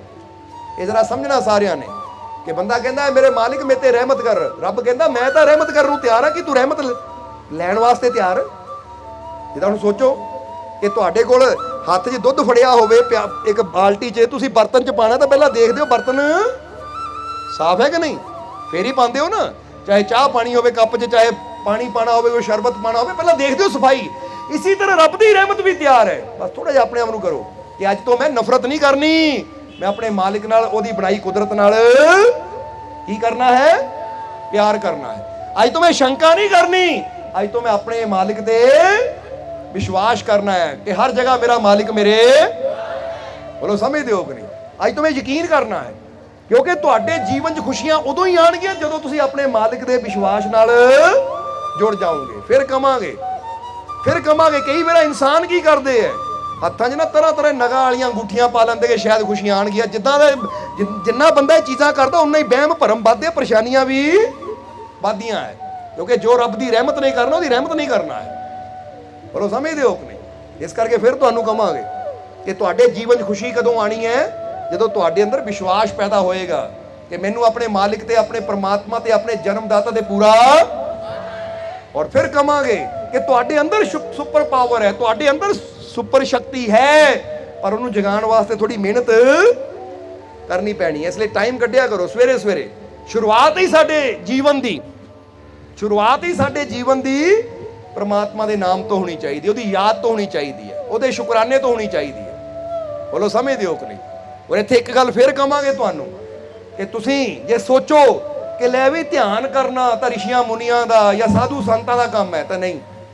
ਅੱਜ ਤੁਸੀਂ ਕਿਸੇ ਵੀ ਬੜੇ ਤੋਂ ਬੜੇ ਆਦਮੀ ਦੀ ਗੱਲ ਪੜ੍ਹ ਕੇ ਦੇਖ ਲਓ, ਚਾਹੇ ਬੜੇ ਤੋਂ ਬੜੇ, ਉਹ ਕਹਿੰਦੇ ਸਾਡੇ ਜੀਵਨ ਦੀ ਸ਼ੁਰੂਆਤ ਹੀ ਮੈਡੀਟੇਸ਼ਨ ਤੋਂ ਹੁੰਦੀ ਹੈ। ਅਸੀਂ ਚਾਹੇ 10 ਮਿੰਟ ਬੈਠੀਏ, 15 ਮਿੰਟ ਬੈਠੀਏ, ਸ਼ੁਰੂਆਤ ਹੀ ਅਸੀਂ ਧਿਆਨ ਤੋਂ ਕਰਦੇ ਹਾਂ। ਐਡਾ ਵੱਡਾ ਨਾ ਬਿਜ਼ਨਸਮੈਨ ਐਲਨ ਮਸਕ, ਕਦੀ ਉਹਦੇ ਬਾਰੇ ਦੇਖ ਲਿਓ, ਕਹਿੰਦਾ ਮੈਡੀਟੇਸ਼ਨ ਮੈਂ ਜ਼ਰੂਰ ਕਰਦਾ ਹਾਂ ਕਿਉਂਕਿ ਉਹਦੇ ਨਾਲ ਮੇਰਾ ਮਨ ਕੇਂਦਰਿਤ ਰਹਿੰਦਾ ਹੈ। ਕੇਂਦਰਿਤ ਮਤਲਬ ਇਕਾਗਰ ਰਹਿੰਦਾ ਹੈ। ਇਕਾਗਰ ਦਾ ਮਤਲਬ ਇੱਕ, ਕਿਉਂਕਿ ਇਕਾਗਰ ਦਾ ਮਤਲਬ ਕੀ ਹੁੰਦਾ? ਇੱਕ ਅਗਰ, ਇਹਨੂੰ ਮਿਲ ਕੇ ਬੰਦਾ ਇਕਾਗਰ, ਯਾਨੀ ਇੱਕ ਦੇ ਉੱਪਰ ਪੂਰਾ ਧਿਆਨ ਰੱਖਣਾ ਇੱਕ ਚੀਜ਼ ਤੇ। ਇਹ ਨਹੀਂ ਕਿ ਕੰਮ ਆ ਕਰ ਰਿਹਾ ਤਾਂ ਨਾਲ, ਜਿੱਦਾਂ ਅੱਜ ਕੱਲ੍ਹ ਬੰਦਾ ਖਾਂਦਾ ਰੋਟੀ ਹੁੰਦਾ ਨਾਲ ਮੋਬਾਈਲ ਤੇ ਲੱਗਾ ਹੁੰਦਾ, ਉਹਦਾ ਧਿਆਨ ਨਾ ਰੋਟੀ ਦਾ ਸਵਾਦ ਆਉਂਦਾ ਤਾਂ ਨਾ ਹੀ ਉਹਨੂੰ ਜੀਵਨ ਦਾ ਸਵਾਦ ਆਉਂਦਾ ਹੈ। ਇਸ ਲਈ ਜਦੋਂ ਇੱਕ ਕੰਮ ਕਰੋ ਤਾਂ ਪੂਰੀ ਤਰ੍ਹਾਂ ਉਧਰ ਹੀ ਡੁੱਬ ਜਾਓ, ਫਿਰ ਸਫਲਤਾ ਮਿਲਦੀ ਹੈ। ਸਮਝ ਆ ਰਹੀ ਕਿ ਨਹੀਂ? ਇਸ ਕਰਕੇ ਮੈਡੀਟੇਸ਼ਨ ਕਰੋ। ਇਹਦੇ ਨਾਲ ਦੁਨਿਆਵੀ ਤੌਰ ਤੇ ਵੀ ਤੁਹਾਡੀ ਬੁੱਧੀ ਇੰਨੀ ਤੇਜ਼ ਹੋਏਗੀ ਕਿ ਤੁਹਾਨੂੰ ਹਰ ਮਸਲੇ ਦਾ ਹੱਲ ਮਿਲਣਾ ਸ਼ੁਰੂ ਹੋ ਜਾਏਗਾ, ਹਰ ਪ੍ਰੋਬਲਮ ਦਾ ਹੱਲ ਮਿਲਣਾ ਸ਼ੁਰੂ ਹੋ ਜਾਏਗਾ। ਔਰ ਰੂਹਾਨੀ ਤੌਰ ਤੇ ਵੀ ਤੁਸੀਂ ਆਪਣੀ ਉਹ ਆਨੰਦ ਦੀ ਮੰਜ਼ਿਲ ਦੇ ਨੇੜੇ ਹੁੰਦੇ ਚਲੇ ਜਾਓਗੇ, ਕਿਉਂਕਿ ਮਜ਼ਾ ਤਾਂ ਉਹੀ ਹੈ ਕਿ ਜ਼ਿੰਦਗੀ ਉਹੀ ਸਫਲ ਹੁੰਦੀ ਜਿਸ 'ਚ ਅਸੀਂ ਸੰਸਾਰ 'ਚ ਵੀ ਕਾਮਯਾਬ ਹੋਈਏ ਤੇ ਰੱਬ ਦੇ ਘਰ 'ਚ ਵੀ ਕਾਮਯਾਬ ਹੋਈਏ। ਔਰ ਇਹ ਚੀਜ਼ਾਂ ਕਿੱਦਾਂ ਹੁੰਦੀਆਂ ਹੈ? ਬਸ ਇਸੇ ਤਰ੍ਹਾਂ ਆਪਣੀ ਅੰਦਰ ਅੱਛਾਈ ਪੈਦਾ ਕਰੀਏ, ਔਰ ਜਿੱਦਾਂ ਦੱਸਿਆ ਸੰਕਲਪ ਕਰੀਏ ਕਿ ਆਪਣੀਆਂ ਬੁਰਾਈਆਂ ਨੂੰ ਅਸੀਂ ਇਦਾਂ ਦੂਰ ਕਰਨਾ ਹੈ ਕਿ ਆਪਣੇ ਆਪ ਨਾਲ ਵਾਅਦਾ ਕਰਨਾ ਹੈ, ਔਰ ਫਿਰ ਨਾਲ ਇੱਕ ਦੂਜੇ ਨੂੰ ਦੱਸ ਵੀ ਦਿਓ ਥੋੜਾ ਜਿਹਾ ਕਿ ਹਾਂ ਵੀ ਆਹ ਚੀਜ਼ ਦਾ ਸੰਕਲਪ ਕੀਤਾ ਕਿ ਆਹ ਚੀਜ਼ ਮੈਂ ਇੰਨੇ ਮਹੀਨਿਆਂ 'ਚ ਛੱਡਣੀ ਹੈ, ਫਿਰ ਕਰਕੇ ਦਿਖਾਓ ਉਹਨੂੰ। ਸਮਝਦੇ ਹੋ ਕਿ ਨਹੀਂ? ਇਸ ਤਰ੍ਹਾਂ ਕਰਨ ਦੇ ਨਾਲ ਹੀ ਬੁਰਾਈਆਂ ਦੂਰ ਹੋਣਗੀਆਂ। ਔਰ ਆਪਣੇ ਮਾलिक ਤੇ ਵਿਸ਼ਵਾਸ ਰੱਖਣਾ ਹੈ। ਅਗਰ ਤੁਹਾਡੇ ਜੀਵਨ 'ਚ ਵੀ ਅੱਜ ਕੋਈ ਉਲਝਣ ਹੈ, ਅੱਜ ਕੋਈ ਪਰੇਸ਼ਾਨੀ ਹੈ, ਅੱਜ ਕੋਈ ਤਕਲੀਫ ਹੈ, ਤਾਂ ਤਕਲੀਫ ਦਾ ਪਹਾੜ ਜਿੱਡਾ ਮਰਜ਼ੀ ਬੜਾ ਹੋਵੇ, ਪਰ ਤੁਹਾਡੀ ਜ਼ੁਬਾਨ 'ਚੋਂ ਨਿਕਲਣ ਵਾਲੇ ਸ਼ਬਦ ਬੇਸ਼ੱਕ ਛੋਟੇ ਹੋਣ, ਪਰ ਜੇ ਵਿਸ਼ਵਾਸ ਇਹਨਾਂ ਨਾਲ ਜੁੜਿਆ ਹੈ ਨਾ, ਸੱਚਾਈ ਯਾਨੀ ਮਾलिक ਦਾ ਪ੍ਰੇਮ ਇਹਨਾਂ ਨਾਲ ਜੁੜਿਆ ਹੈ, ਤਾਂ ਤੁਹਾਡੇ ਇਹੀ ਸ਼ਬਦ ਉਹ ਦੁੱਖਾਂ ਦੇ ਪਹਾੜ 'ਚੋਂ ਸੁਰੰਗ ਬਣਾ ਕੇ ਤੁਹਾਨੂੰ ਪਾਰ ਲੈ ਜਾਣਗੇ। ਇਹ ਯਾਦ ਰੱਖਣਾ, ਇਹ ਸਮਝ ਲੈਣਾ ਸਾਰਿਆਂ ਨੇ। ਇਸ ਲਈ ਹੁਣ ਟਾਈਮ ਕਾਫੀ ਹੋ ਗਿਆ ਹੈ, ਇਸ ਲਈ ਆਓ ਕਹਿ ਦਈਏ ਹੁਣ ਕਿ ਮੈਨੂੰ ਆਪਣੇ ਮਾलिक ਤੇ ਪੂਰਾ, ਮੈਨੂੰ ਆਪਣੇ मालिक ਤੇ ਪੂਰਾ, ਮੈਨੂੰ ਆਪਣੇ मालिक ਤੇ ਪੂਰਾ। ਮੇਰੀਆਂ ਝੋਲੀਆਂ ਖੁਸ਼ੀਆਂ ਨਾਲ, ਮੇਰੀਆਂ ਝੋਲੀਆਂ ਖੁਸ਼ੀਆਂ ਨਾਲ, ਮੇਰੀਆਂ ਝੋਲੀਆਂ ਖੁਸ਼ੀਆਂ ਨਾਲ, ਮੇਰੇ ਸਾਰੇ ਦੁੱਖ ਦੂਰ, ਮੇਰੇ ਸਾਰੇ ਦੁੱਖ ਦੂਰ, ਮੇਰੇ ਸਾਰੇ ਦੁੱਖ ਦੂਰ। ਮੇਰਾ मालिक ਮੇਰੇ, ਮੇਰਾ मालिक ਮੇਰੇ, मेरा मालिक मेरे। और मजबूत बनाना अपने आप को। अज तो कमजोर नहीं हो तुसी, क्योंकि शक्तिशाली बाप की संतान हो, परम पिता परमात्मा की, तो तुसी भी शक्तिशाली हो। इसलिए अपने आप को अज तो कमजोर समझना, ये नहीं कहना हाँ दुख ना किते मेरी इदा ना हो जाए, आ परेशानी है पता नहीं की होना। नहीं, अपने कॉन्फिडेंस नू, अपने विश्वास नू इन्ना बढ़ाओ कि हर मुश्किल का सामना करने नू, हर प्रॉब्लम नाल लड़न नू मैं तैयार हाँ, क्योंकि मेरा मालिक मेरे। क्योंकि ये विश्वास ना जो चलते हो तो फिर देखो तुहाडे अंदर हुण जरा अपने नूं फील करके देखो। तुसीं इन्नी गल कही है कि मैनूं अपने मालिक ते पूरा विश्वास है, क्योंकि सबका मालिक इक्को ही तो है। चाहे वाहिगुरु कह लिए, अल्लाह कह लिए, ईश्वर कह लिए, भगवान कह लिए, राम कह लिए, मालिक कह लिए, इशारा तो उहदी तरफ ही है। जो बंदा कहता है कि मैनूं अपने मालिक ते यानी परमात्मा ते, प्रभु ते पूरा विश्वास है, जरा सोच के देखो अंदर फील नहीं होंदा कुछ, तुहानूं हुंदा नहीं कुछ फील। ਇਹਦਾ मतलब ਤੁਹਾਡੇ ਪੋਜ਼ਿਟਿਵ ਸੈੱਲ ਜਿਹੜੇ ਆ ਨਾ ਵਰਕ ਕਰ ਰਹੇ ਆ, ਉਹ ਐਕਟਿਵ ਹੋ ਰਹੇ ਆ। ਇਸ ਲਈ ਹਰ ਵਾਰ ਜਦੋਂ ਵੀ ਟਾਈਮ ਲੱਗੇ, ਜਦੋਂ ਵੀ ਕੋਈ ਮੁਸੀਬਤ ਸਾਹਮਣੇ ਲੱਗੇ, ਕੋਈ ਜਾਂ ਇਨਸਾਨ ਨੂੰ ਕੋਈ ਤਕਲੀਫ ਜਾਂ ਪ੍ਰੋਬਲਮ ਲੱਗੇ, ਤਾਂ ਉਸ ਲਈ ਡਰਨਾ ਨਹੀਂ, ਬਲਕਿ ਕਹਿਣਾ ਕੋਈ ਨਹੀਂ, ਜੇ ਪ੍ਰੋਬਲਮ ਹੈ ਮੇਰਾ ਮਾਲਿਕ ਮੇਰੇ ਨਾਲ ਹੈ, ਇਹਦਾ ਹੱਲ ਜ਼ਰੂਰ ਹੋਏਗਾ, ਇਹ ਮੁਸ਼ਕਿਲ ਜ਼ਰੂਰ ਦੂਰ, ਕਿਉਂਕਿ ਕੋਈ ਮੁਸ਼ਕਿਲ ਮੈਨੂੰ ਹਰਾ ਨਹੀਂ ਸਕਦੀ। ਮੇਰੀ ਹਾਰ ਕਿੱਦਾਂ ਹੋ ਸਕਦੀ ਜਦੋਂ ਮੇਰੇ ਨਾਲ ਖੜਾ ਹੈ? ਸਮਝਦੇ ਹੋ ਕਿ ਨਹੀਂ? ਮੇਰੇ ਤੇ ਅਰਜੁਨ ਦੀ ਇੱਕ ਗੱਲ ਦੇ ਨਾਲ ਸਤਸੰਗ ਦੀ ਸਮਾਪਤੀ ਕਰਾਂਗੇ ਕਿ ਜਦੋਂ ਸ਼੍ਰੀ ਕ੍ਰਿਸ਼ਨ ਨੇ, ਕਿਉਂਕਿ ਤੁਹਾਨੂੰ ਪਤਾ ਮਹਾਭਾਰਤ ਦਾ ਯੁੱਧ ਬਹੁਤ ਬੜਾ ਹੋਇਆ ਸੀ, ਬਹੁਤ ਬੜੀ ਸੈਨਾ ਸੀ, ਤਾਂ ਜਦੋਂ ਗੀਤਾ ਤੋਂ ਬਾਅਦ ਅਰਜੁਨ ਨੂੰ ਗਿਆਨ ਹੋਇਆ, ਦੇਖ ਲਿਆ ਉਹਨੇ ਸ਼੍ਰੀ ਕ੍ਰਿਸ਼ਨ ਦੇ ਵਿਰਾਟ ਰੂਪ ਨੂੰ, ਉਹ ਵਿਸ਼ਵ ਰੂਪ ਨੂੰ, ਪਤਾ ਲੱਗ ਗਿਆ ਕਿ ਮੇਰੇ ਨਾਲ ਕਿਹੜੀ ਤਾਕਤ ਖੜੀ ਹੈ। ਫਿਰ ਉਹਦੇ ਚਿਹਰੇ ਤੇ ਜਿਹੜਾ ਡਰ ਸੀ ਉਹਦੇ ਅੰਦਰ ਉਹ ਖਤਮ ਹੋ ਗਿਆ, ਚਿਹਰੇ ਤੇ ਮੁਸਕਰਾਹਟ ਆ ਗਈ। ਫਿਰ ਸ਼੍ਰੀ ਕ੍ਰਿਸ਼ਨ ਨੇ ਪੁੱਛਿਆ ਬਾਅਦ ਚੋਂ, ਅਰਜੁਨ ਹੁਣ ਤਾਂ ਨਹੀਂ ਡਰ ਲੱਗਦਾ? ਐਡੀ ਸੈਨਾ ਨੂੰ ਦੇਖ ਕੇ, ਐਡੇ ਵੱਡੇ ਯੋਧਿਆਂ ਨੂੰ ਦੇਖ ਕੇ, ਕਿਉਂਕਿ ਸਾਹਮਣੇ ਭੀਸ਼ਮ, ਦ੍ਰੋਣ ਜਾਂ ਹੋਰ ਬੜੇ ਬੜੇ ਯੋਧਾ ਸੀ, ਉਹ ਹੁਣ ਤਾਂ ਨਹੀਂ ਡਰ ਲੱਗਦਾ? ਤਾਂ ਅਰਜੁਨ ਨੇ ਹੱਥ ਜੋੜੇ ਕਿ ਹੇ ਭਗਵਾਨ, ਜਦੋਂ ਤੱਕ ਤੁਹਾਨੂੰ ਜਾਣਿਆ ਨਹੀਂ ਸੀ ਉਦੋਂ ਤੱਕ ਡਰ ਸੀ, ਹੁਣ ਤੁਹਾਨੂੰ ਜਾਣਿਆ ਹੈ ਤਾਂ ਹੁਣ ਡਰ ਨਿਕਲ ਗਿਆ, ਹੁਣ ਤਾਂ ਅੰਦਰ ਖੁਸ਼ੀ ਹੈ ਕਿ ਮੇਰਾ ਭਗਵਾਨ ਮੇਰੇ ਨਾਲ ਹੈ। ਹੁਣ ਤਾਂ ਇਦਾਂ ਦੀਆਂ ਹਜ਼ਾਰ ਸੈਨਾ ਵੀ ਹੁਣ ਤਾਂ ਮੁਕਾਬਲਾ ਕਰਨ ਨੂੰ, ਇਹਨੂੰ ਕਹਿੰਦੇ ਵਿਸ਼ਵਾਸ। ਸੋ ਹੁਣ ਤੁਸੀਂ ਵੀ ਇੱਕ ਗੱਲ ਸਮਝ ਲਓ ਕਿ ਡਰ ਲਿਆ ਬਹੁਤ ਪਿੱਛੇ, ਕਿ ਠੀਕ ਹੈ ਮੈਂ ਡਰ ਲਿਆ, ਬਿਮਾਰੀਆਂ ਤੋਂ ਵੀ ਡਰ ਲਿਆ, ਪਰੇਸ਼ਾਨੀਆਂ ਤੋਂ ਵੀ ਡਰ ਲਿਆ, ਚਿੰਤਾਵਾਂ ਤੋਂ ਵੀ ਬਹੁਤ ਡਰ ਲਿਆ, ਪਰ ਹੁਣ ਮੈਂ ਕਿਉਂ ਡਰਾਂ? ਹੁਣ ਤਾਂ ਇਦਾਂ ਦੀ ਇੱਕ ਕੀ ਹਜ਼ਾਰਾਂ ਪਰੇਸ਼ਾਨੀਆਂ ਵੀ ਹੁਣ ਤਾਂ ਹੁਣ ਮੈਂ ਨਹੀਂ ਡਰਨਾ, ਕਿਉਂਕਿ ਹੁਣ ਮੈਨੂੰ ਯਕੀਨ ਹੈ, ਪਤਾ ਲੱਗ ਗਿਆ ਕਿ ਮੇਰਾ ਮਾਲਿਕ ਮੇਰੇ। ਬਸ ਇਹ ਵਿਸ਼ਵਾਸ ਹੀ ਤਾਕਤ ਦਿੰਦਾ ਬੰਦੇ ਨੂੰ ਨਿਕਲਣ ਦੀ।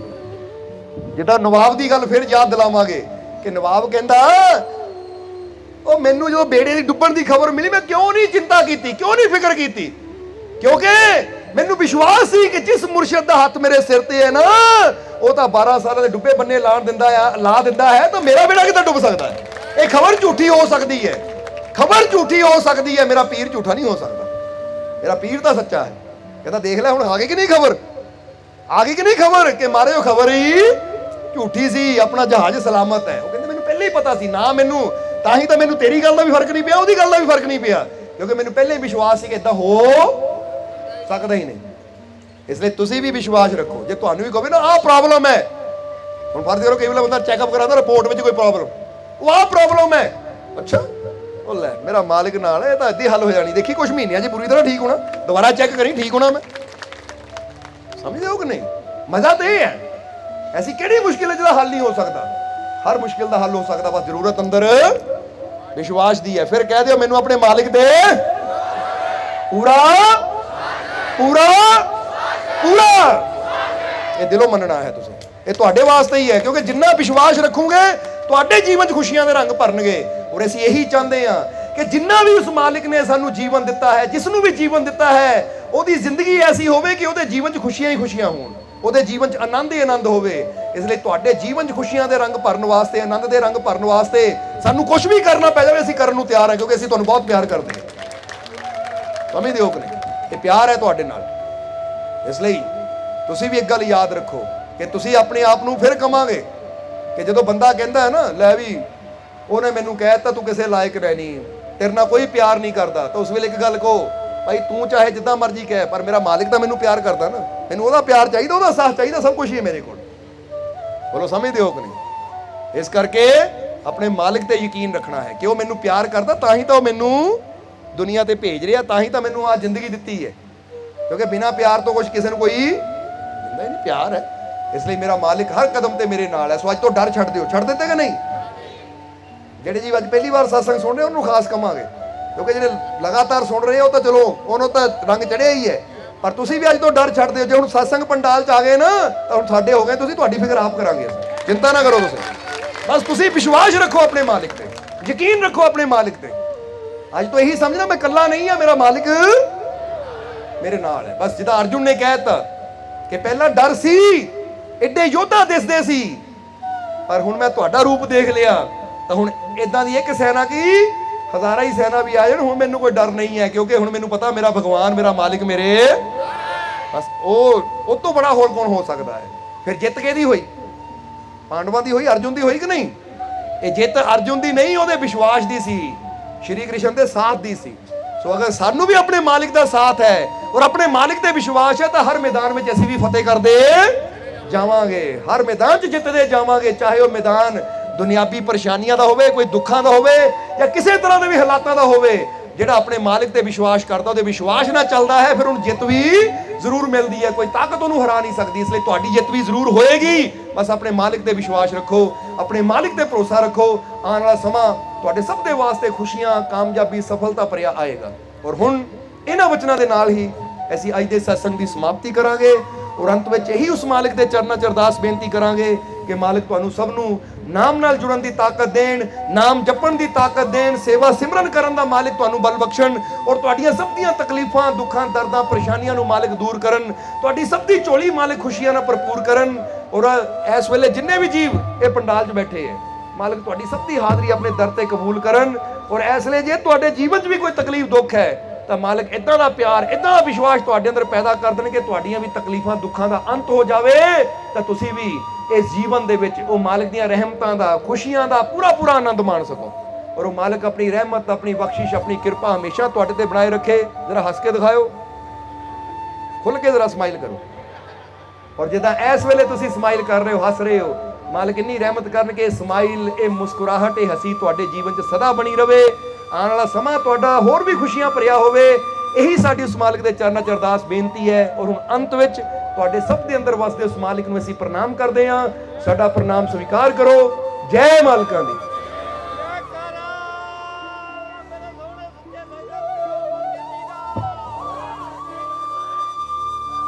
वीडियो अच्छी लगी हो तो कृपया इसे शेयर जरूर करें। आपके शेयर करने से अगर किसी की ज़िंदगी में अच्छा बदलाव आता है, पॉजिटिव चेंज आती है, तो ये भी आपकी तरफ से किया गया एक नेक कर्म होगा, एक सेवा होगी। तो वीडियो को शेयर जरूर करें और वीडियो देखने के लिए सर्व संजय दरबार कांटियाँ शरीफ यूट्यूब चैनल को सब्सक्राइब करें और फेसबुक पेज को फॉलो करना ना भूलें। जय माता दी।